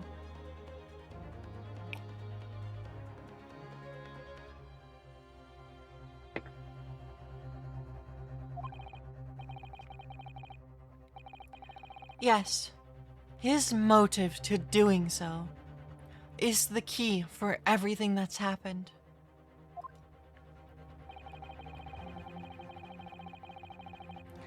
It's true that there appears to be no motives to support the accusation against Mr. Shamspear at first. But considering everything we now know, I think there's actually something that could explain it. What? I need to recall every piece of evidence at our disposal. Everything we've seen and heard. Because I'm sure that I just caught a glimpse of the link that runs through all these events. In that case, counsel, I must demand you present evidence in support of your claim. What is that you say can explain the motivation for Mr. Shamspear's crimes? Take that! That's an official police report, is it not? The Selden file. How did you get a hold of that? Selden. The now sadly deceased Mr. Ross and the defendant, Mr. Natsume, have only one thing linking them. The fact that they had lodgings in the same room. Well, yes, we know this, certainly. A room that was formerly occupied by Selden. Until that is, he was arrested by Scotland Yard for his involvement in multiple burglaries I see.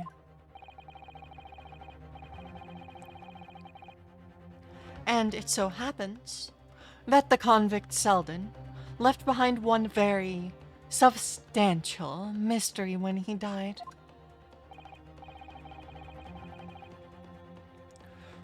The sum £1,000 worth of loot that he stole, which as yet remains to be found. Ah, yes, of course. It's coming back to me now. It's written here in his file.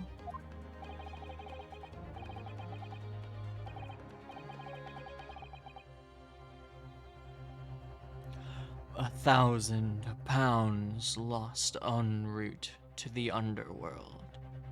That was how the papers summed it up. And it seems that one particular fellow inmate was with the convict in his final moments. It's not hard to imagine Selden entrusting that inmate with his most closely guarded secret: the location of the stolen loot, and perhaps a key to unlock whatever container the valuables were in.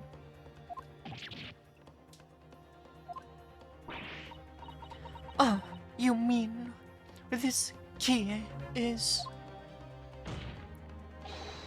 Mr. Shamspeare, it was you, wasn't it? You were at the capital offender's side when he died, were you not? What are you talking about? 'Tis a false charge, I tell you. A false charge. The name of the inmate who was with Selden at his death isn't noted in the file, but a simple telegram to the prison where he died would quickly tell us how false the charge really is. Ugh. But even if it's true, why would the man be so intent on killing every subsequent occupant of the convict's lodgings? There's only one explanation for that, my lord. It was in that very room that Selden hid his loot.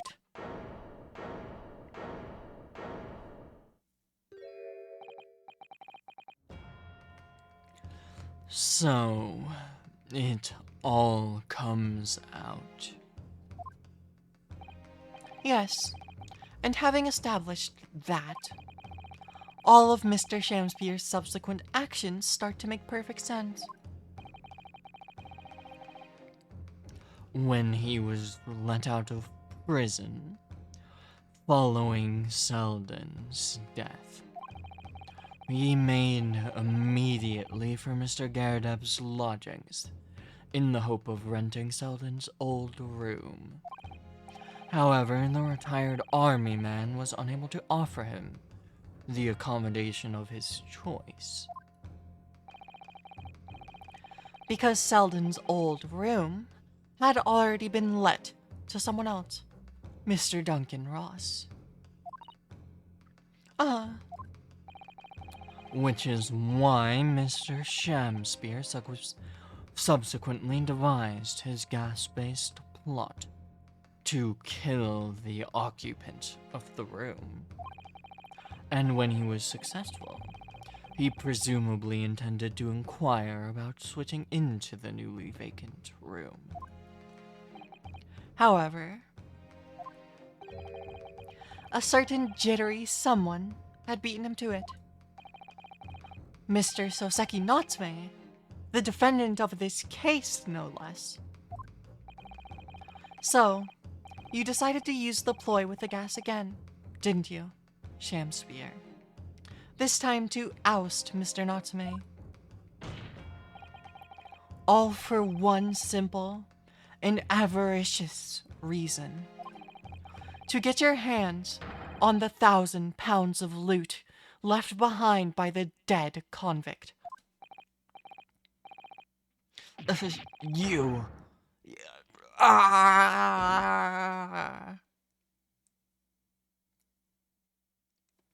We got him. We've got him. Looks like I'm gonna have to snuff it before they get to stretch me neck. Listen, I want you to have me loot anything and stop coppers getting their mitts on it. Oh, this is Selden's voice, not... Is in the room where I was lodging when they got me. Here, this is the key. Take it. Always stay one step ahead, mate. See ya in hell, I guess. Shakespeare.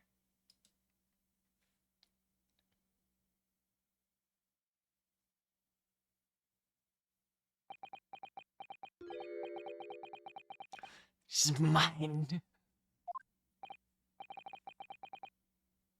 What did he just say? It's mine. That loot is mine.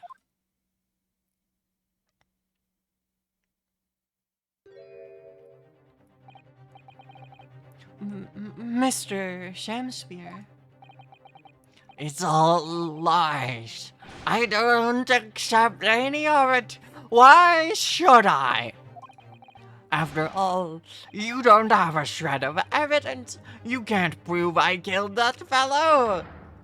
Forsooth, I'm the victim here, remember.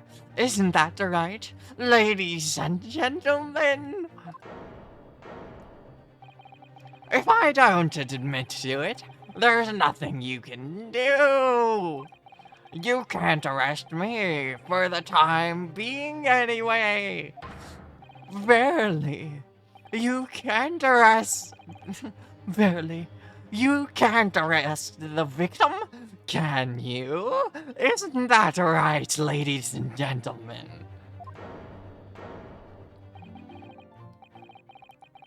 I'm so close.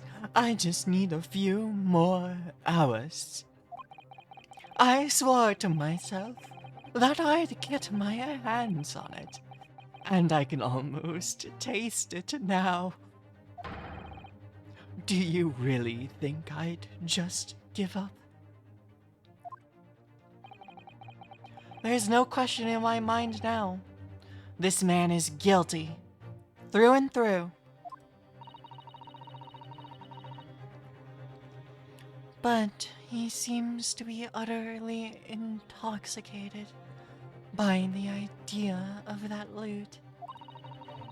I'm afraid that however hard you press him, he'll never admit to what he's done, Mr. Naruto. There is a way. Pardon? There's one way. I can finish him. No.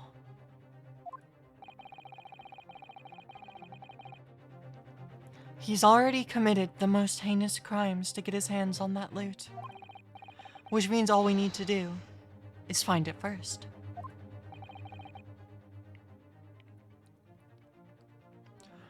A fine plan. Were it not for the fact that the police thoroughly searched the room following the death of Mr. Ross. See, but the police have searched the room 3 times and have not found it. That's how good of a hiding place it is, sir. If it's there at all, it must be very well hidden. Without conclusive evidence, I certainly cannot rule. If only there was some way we could find the convict's loot quickly. This is the final piece in the complex puzzle, but I think we might have it in our possession already. Or rather, I think we may well have something that can help us find where the loot is hidden. My lord, Yes, counsel. The defense would like to make a proposal about how to find the late convict's hidden loot. I believe we are already in possession of something that could give us a clue to its whereabouts.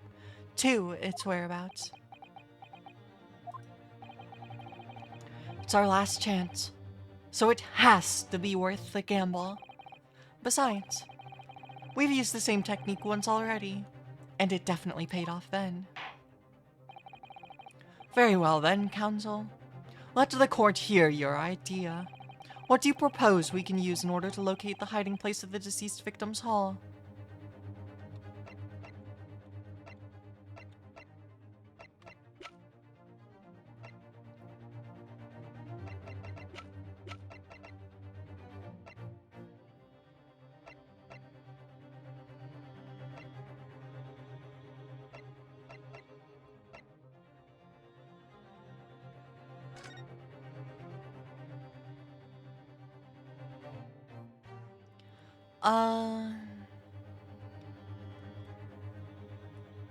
And this photograph doesn't really show us anything. I think it was just used to get,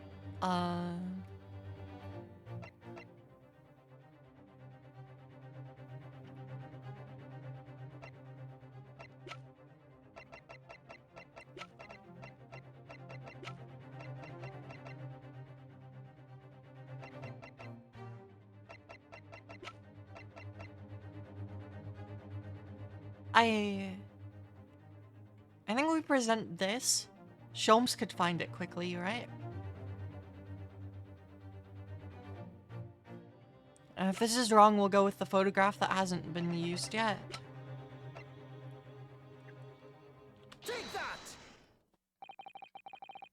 If I'm not mistaken, those are Mr. Shamspeare's handprints on the wall of his lodgings. That's right, my lord. Exposed as a result of the defense's independent investigation of the scene. Based on a wonderful new discovery in the field of forensic science by the great detective Mr. Sholmes. A great detective? Is that some kind of joke? Do you really think I'm going to be daunted by a man with such a ridiculous title? I should think the great Bard ought to recognize such a title when he hears one, Mr. Shamspeare. Oh wait, no, that's Sholmes talking.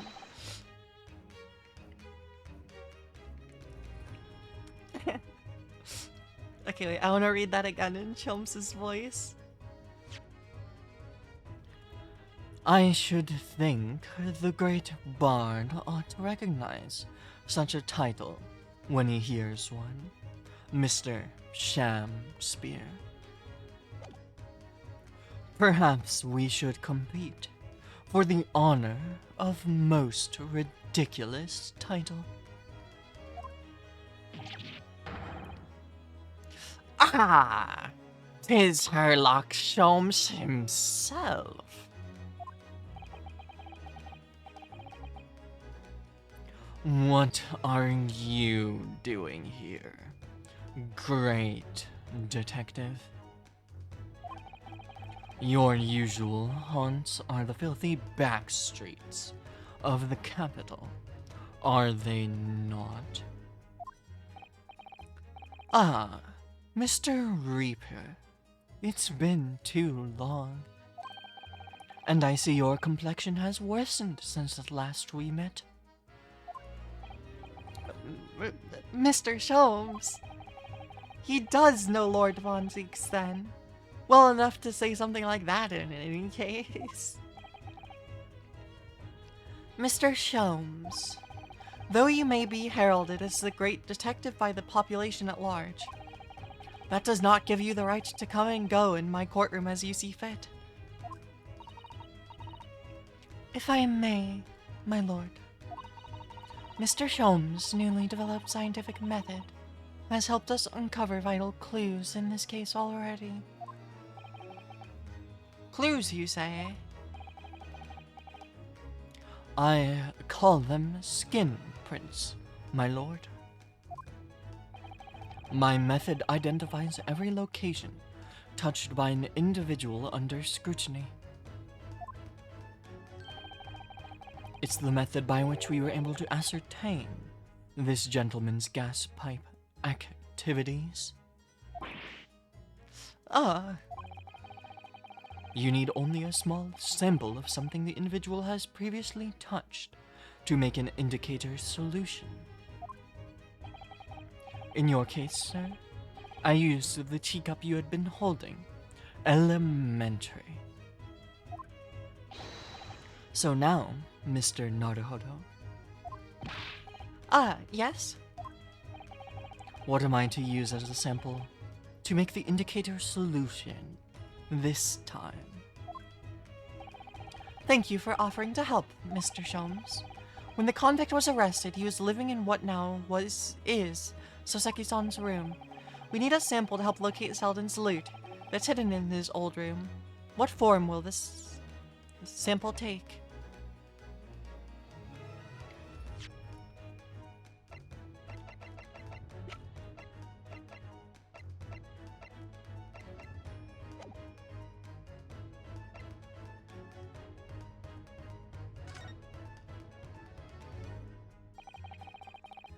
We'll need something of Selden's in order to create the indicator solution to find his loot. And something the convict owned happens to be in the possession of somebody listed in the court record. Upon my word, Mr. Naruhodo, your powers of reasoning appear to be on the up. So, which particular person do you have in mind? From whom can we obtain the possession of the late convict Selden to create the indicator solution? Take that! Miss Green. Me? What do you want with me? The key around your neck, if you please. Sorry. That key belonged to Selden. There will be remnants of the secretions of the man's skin on its surface we can use. Very true. That is the sample we need. Using it, we can create the indicator solution required for Mr. Sholmes' skin print seeker. And find out exactly what Selden touched in the room that he used to rent. Mr. Shamspear, as one great to another, I assure you. If the late convict's haul is hidden somewhere in his former lodgings, I shall uncover it in no more than 30 minutes.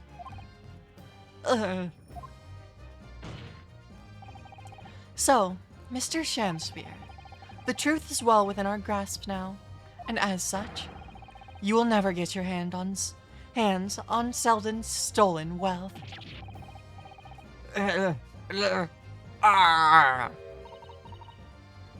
that case, I'll gladly let Mr. Sholmes have this key. No! Give the key to me! The detective shan't have it! It's over, Mr. Shamspear. No! No! You're out of options now. There's only one thing left for you to do. Admit your guilt. Whoa. Oh, shameful spear. Oh, despair. Oh, be thy name. Why is he carrying confetti?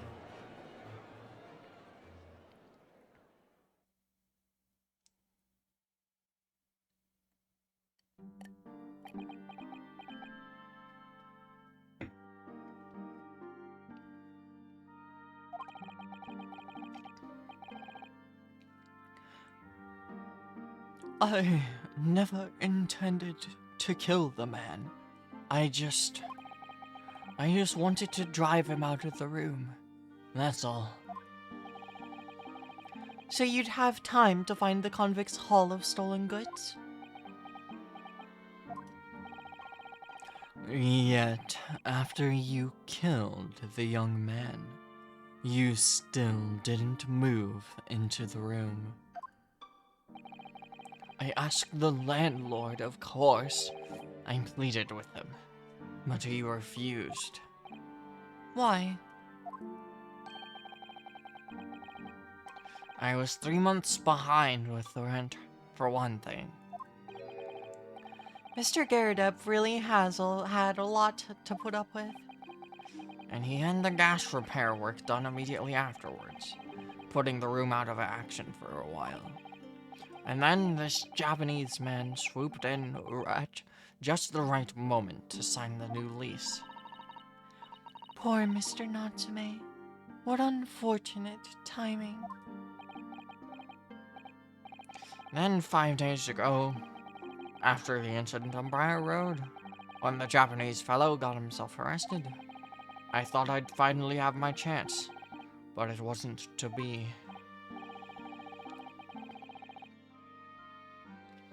No, the scene was sealed off and guarded by the police, night and day. And, if I remember rightly, Mr. Sholmes spent the whole day there, reading books.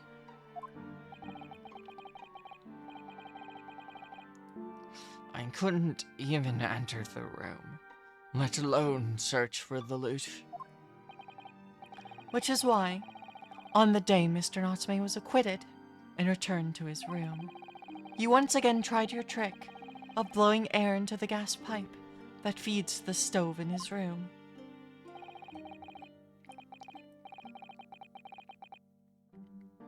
Unbeknownst to you, however, that action would lead you into a deadly trap.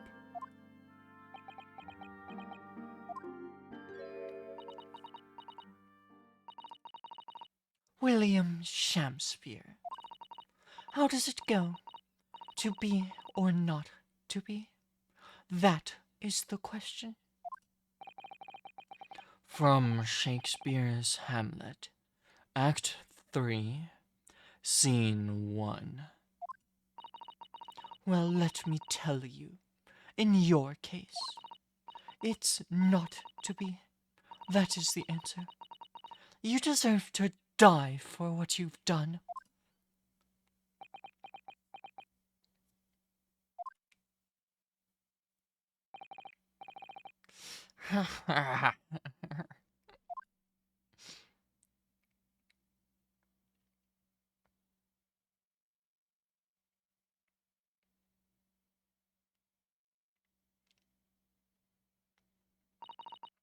At first, I really did think it was just a terrible accident. I'll never forget our conversation that night before Duncan died.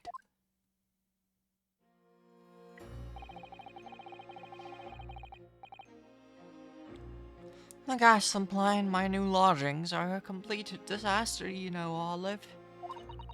The gas supply. Yeah.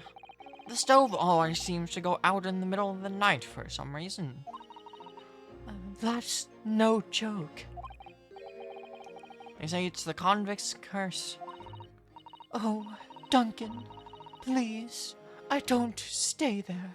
I don't care how cheap it is. Alright then, if it's that important to you, I'll start looking for a new place. There are spare rooms at my house. Why don't you leave that horrible room tonight? No, I'd better not. We said we'd graduate. We'd wait until we graduated before we told our parents, remember? But that was the last time we ever spoke. That very night, he fell victim to the gas. If only I'd known it was going to happen, I could have insisted that he left that horrible room in that instant.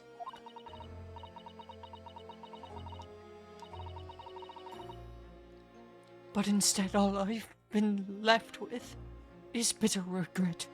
I stopped going to school, but something kept drawing me back to the house on Briar Road.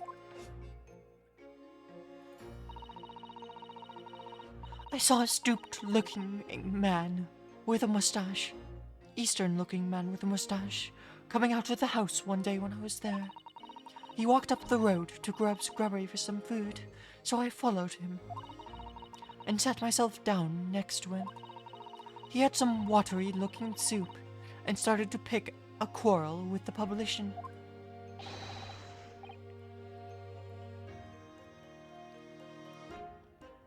That place is cursed, I tell you. Cursed. The ghost of that convict who used to live there is trying to suffocate me. I wake up in the middle of the night, freezing to death because the gas stove has gone out. The room is full of gas, and I can hardly breathe.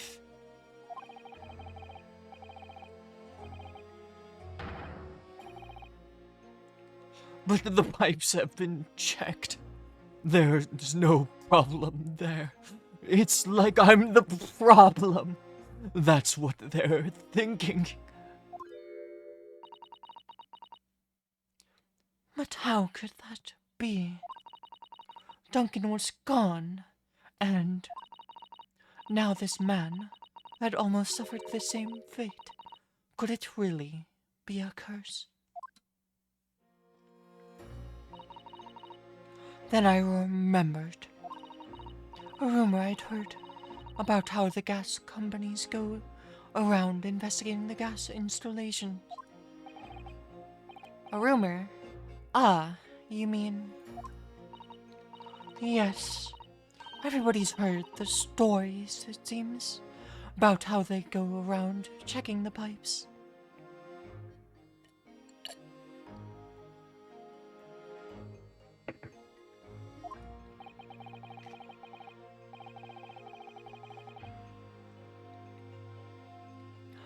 How anything connected to the gas can be extinguished by blowing air into the pipework. That's when I just started. A little flicker of doubt in the back of my mind that just wouldn't go away. Was it really an accident, though?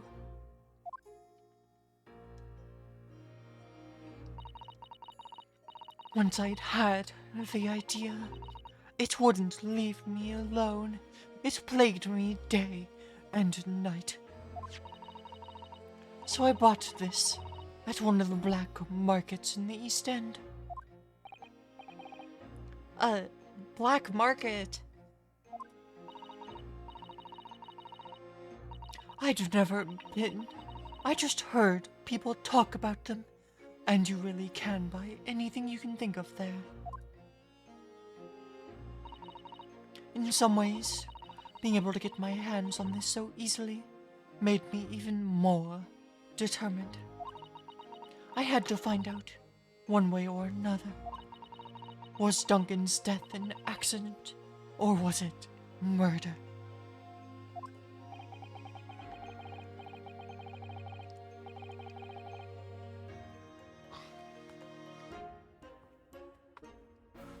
And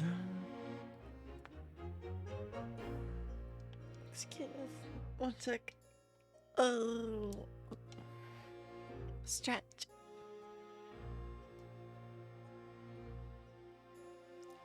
Okay. And your chosen method for establishing the truth was simple, but highly effective. Smear poison on the gas pipe you suspected the man of tampering with, and wait. If Mr. Shamspear was innocent, nothing would come of what you'd done. But if he was guilty, he would pay for his crimes dearly.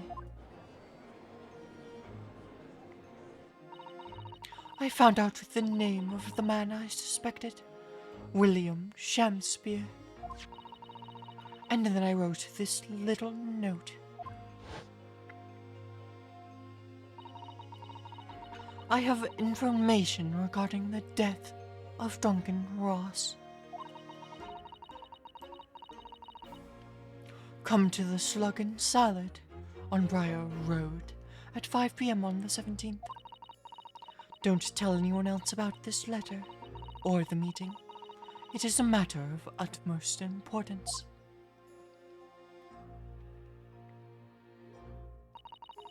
If he'd done it, I knew it would worry him enough, so he'd go for sure. So I waited to see if it worked. And of course, Mr. Shamspear followed the instructions to the letter. I worked out where the gas pipe was straight away. So I smeared a good amount of poison I'd bought all around the mouth of the pipe. All the time praying that the devil's work wouldn't be done and that it was all just some wild fantasy.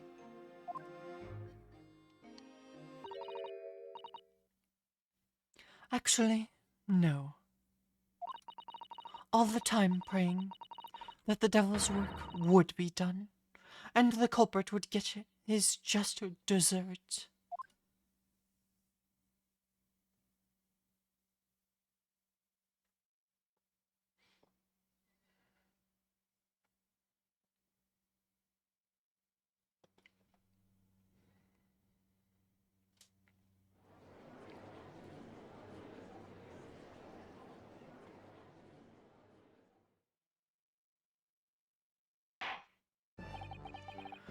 "3 days ago, when you were first stood in the dock before me, this whole affair seemed relatively straightforward. Yes, my lord. I certainly never imagined the depths of depravity we should subsequently find lurking behind the scenes. It has been a long road, my Nipponese friend. Oh, yes. And on one I certainly didn't envisage walking with you.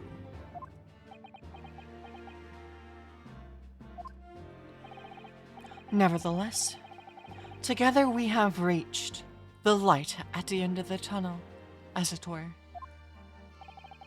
Miss Green. Yes, my lord. Yes, my lord. You will henceforth be stripped of your freedom as punishment for the attempted murder of Mr. William Shamspear. Yes, I know. And you, Mr. Shamspear, you will be tried for the murder of Mr. Duncan Ross in cold blood, and the subsequent attempted murder of Mr. Soseki Natsume, here present. No.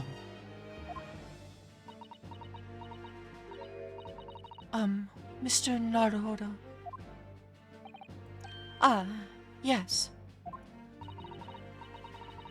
Yesterday, at the hospital, when you and your friends stopped me from ending your life by drinking what was left in the poison bottle, I wasn't myself. I can't even really remember what was going through my mind. To be or not to be, I suppose. That's a question not so hard to answer, it seems. Well, personally, I'm glad of your being here, Miss Green. Oh. And I'd like to believe that it's a blessing Mr. Shamspear didn't die when he ingested the poison. For your sake, at the very least.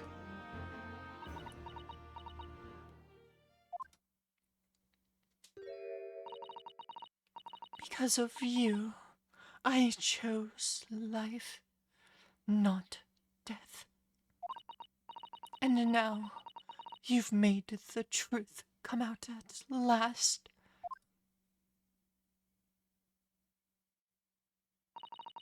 Really, I can't thank you enough. Oh, Miss Green. Mr. Soseki Natsume. Yes, my lord. The court declares that you are exonerated from all blame in this matter. Accordingly, I would call upon the ladies and gentlemen of the jury to present a verdict of not guilty. We are in full agreement, my lord. In that case, I hereby declare the defendant not guilty.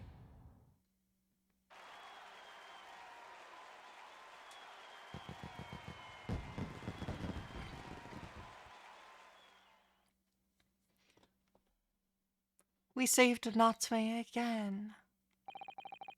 Court is adjourned.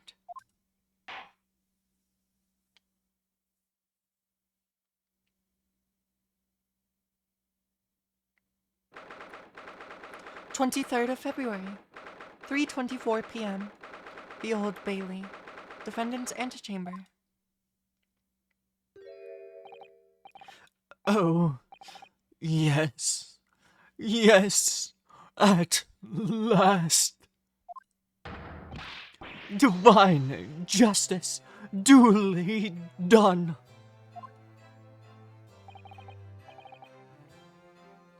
Divine justice?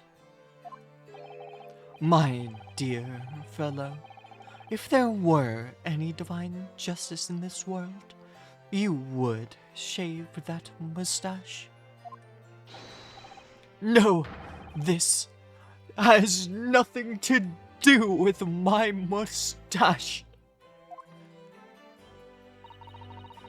Some say that a luxuriant mustache is a sign of physical prowess, Mr. Sholmes.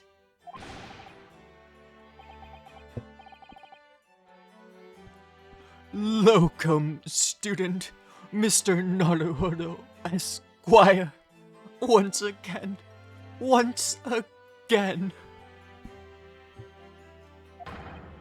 You've saved me from doom. That's where you know it's gay. I'm very happy to have been able to help, Mr. Natsume. Congratulations on your acquittal. Your second in almost as many days.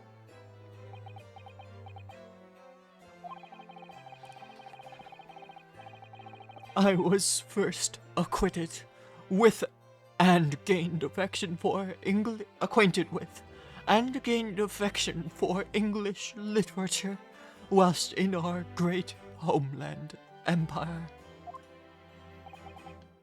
And then, by a twist of fate, I was brought to the land that bore the fruit of that literature. Only the city of bricks and mortar became my prison. Try as I might, I never found my feet here. In the end, I confined myself to my room and lived life through friendly old books. You've had such a difficult time, haven't you?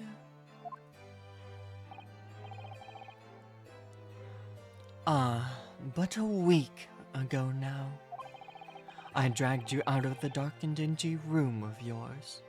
Did I not? You did. You did, and I've seen more of life in this week than in all my years to date.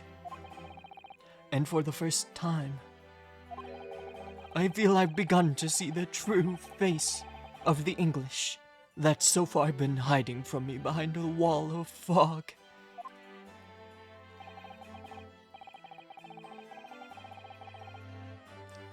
My dear fellow, there is nothing special about the true face of the English, as you put it. Wheresoever one goes in the world, humans are human. There are few genuine differences. I agree with that statement wholeheartedly, Shelms. Yes, I think you're right. I finally started to see that, and I've come to understand something. I've worked out why I was attracted to English literature in the first place. It made me see that whatever our nationality, we humans all have the same hopes and fears. We're all just doing our best to live. Well said. I've come to feel the same way.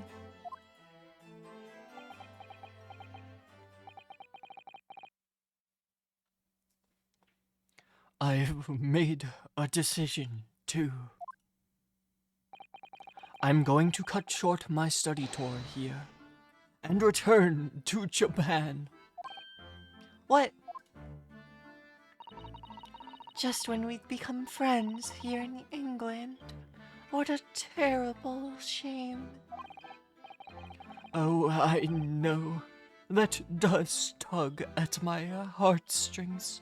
It really does. But I've decided I'd like to take everything I've learned here in Britain and write something of mine own. A novel of sorts, I suppose. Oh my. So you'll be creating your own literature, Mr. Natsume. How wonderful. Oh, well, no. I mean, I wouldn't presume to call it literature. Why not? When that is precisely the definition, Mr. Mustache. I suppose you're right. Yes, it will, in a way, be literature. But as of now, all I know is that I'd like to try my hand at writing. I have no delusions of grandeur. I, for one, would love to read your work. Well, all things considered, it may be for the best. After all, you have once again emerged victorious from a battle with the Reaper. Ah, that's very true.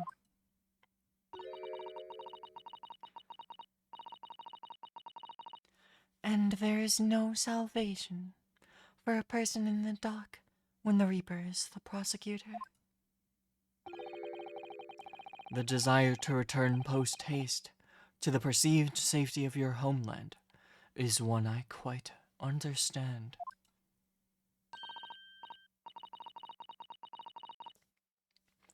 My goodness, yes. Faced with such a terrifying prospect. Nobody would consider that cowardly, I'm quite sure. But that's not why I'm leaving. I mean it. Objection. And that was the case that we found ourselves embroiled in 6 months ago now. Soseki-san did indeed return to Japan and submitted a report about both cases to the government. It was on reading that report that Professor Mikotoba was prompted to visit the scholar.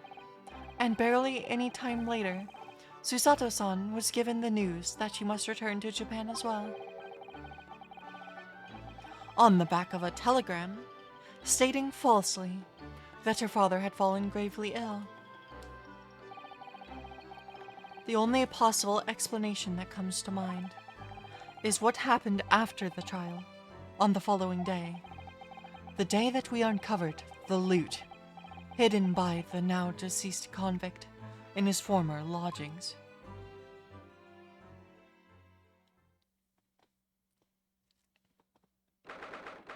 "24th of February, 10:13 a.m. Mr. Natame's room.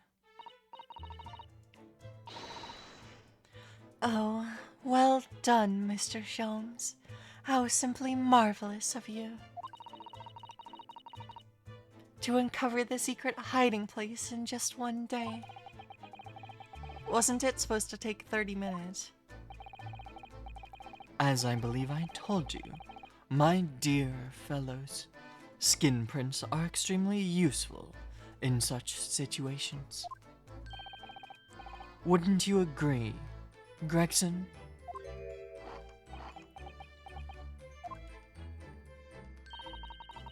Gregsy's been happily munching in agreement this whole time, you know, Hurley. Happily. I think perhaps humorlessly might be closer to the truth.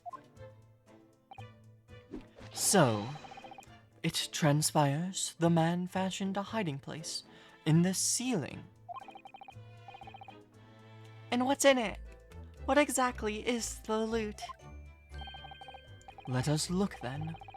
If you're ready, let's examine the late burglar's hall. What the? What is that?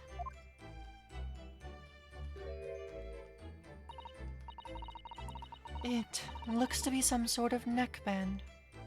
Or collar. A collar? It's huge though.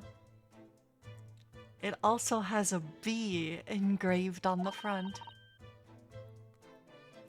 And look at all the gemstones set in it.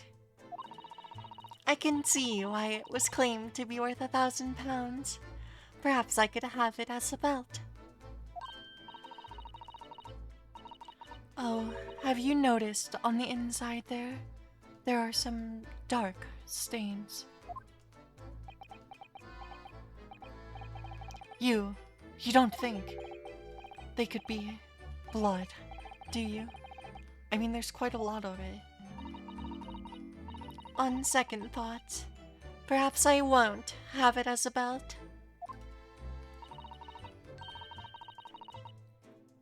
Then, of course, there's this emblem here.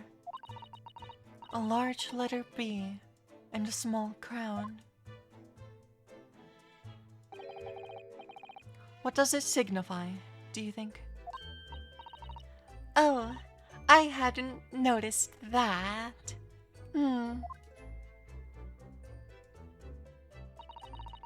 I feel as though I've seen that emblem somewhere before. You know. Where could it have been? That's enough of that, I think. What? What's the matter with Mr. Sholmes? All the color has drained from his face. Well, Inspector, I believe you ought to be taking this, oughtn't you? It could be valuable evidence, after all.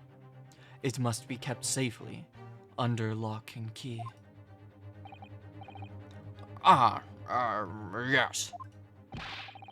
Get your grubby hands off that, you lot. I hand it over. Now. My odds are on that's the emblem of House Baskerville. I'd never seen such a large collar before. And all those jewels certainly looked to be extremely valuable. But that's not what stood out most to me. At least not once I'd noticed it. Those dark marks on the inside of the collar. Those stains. Could they really have been blood?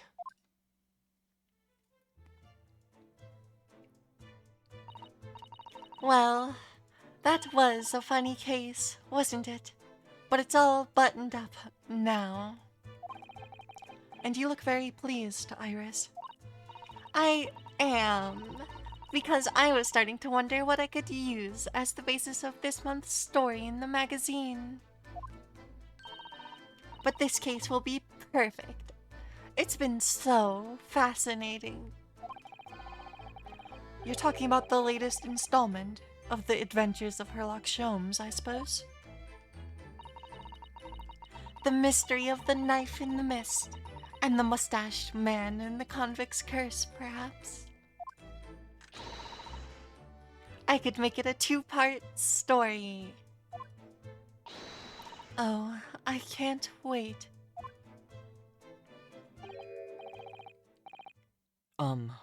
A word, please, Iris. Yes. What is it, Hurley?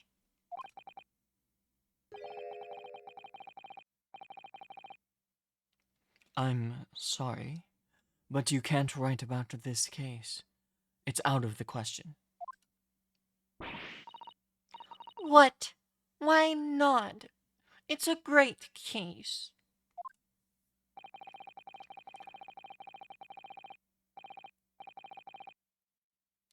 Then I shall have to insist you limit yourself to the first of the first of your two titles.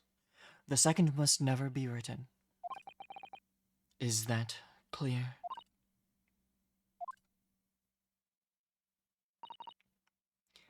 Yes.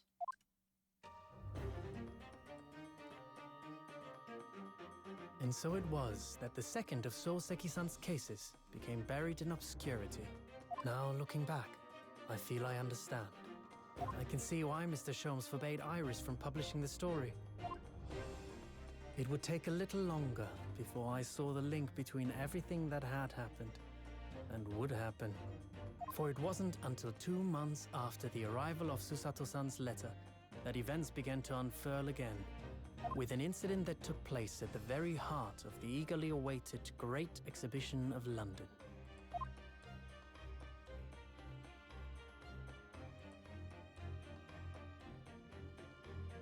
And woo, we solved the case. I think I see the link to the Hound of the Baskervilles. That's the only other thing that Sholmes has told Iris not to publish.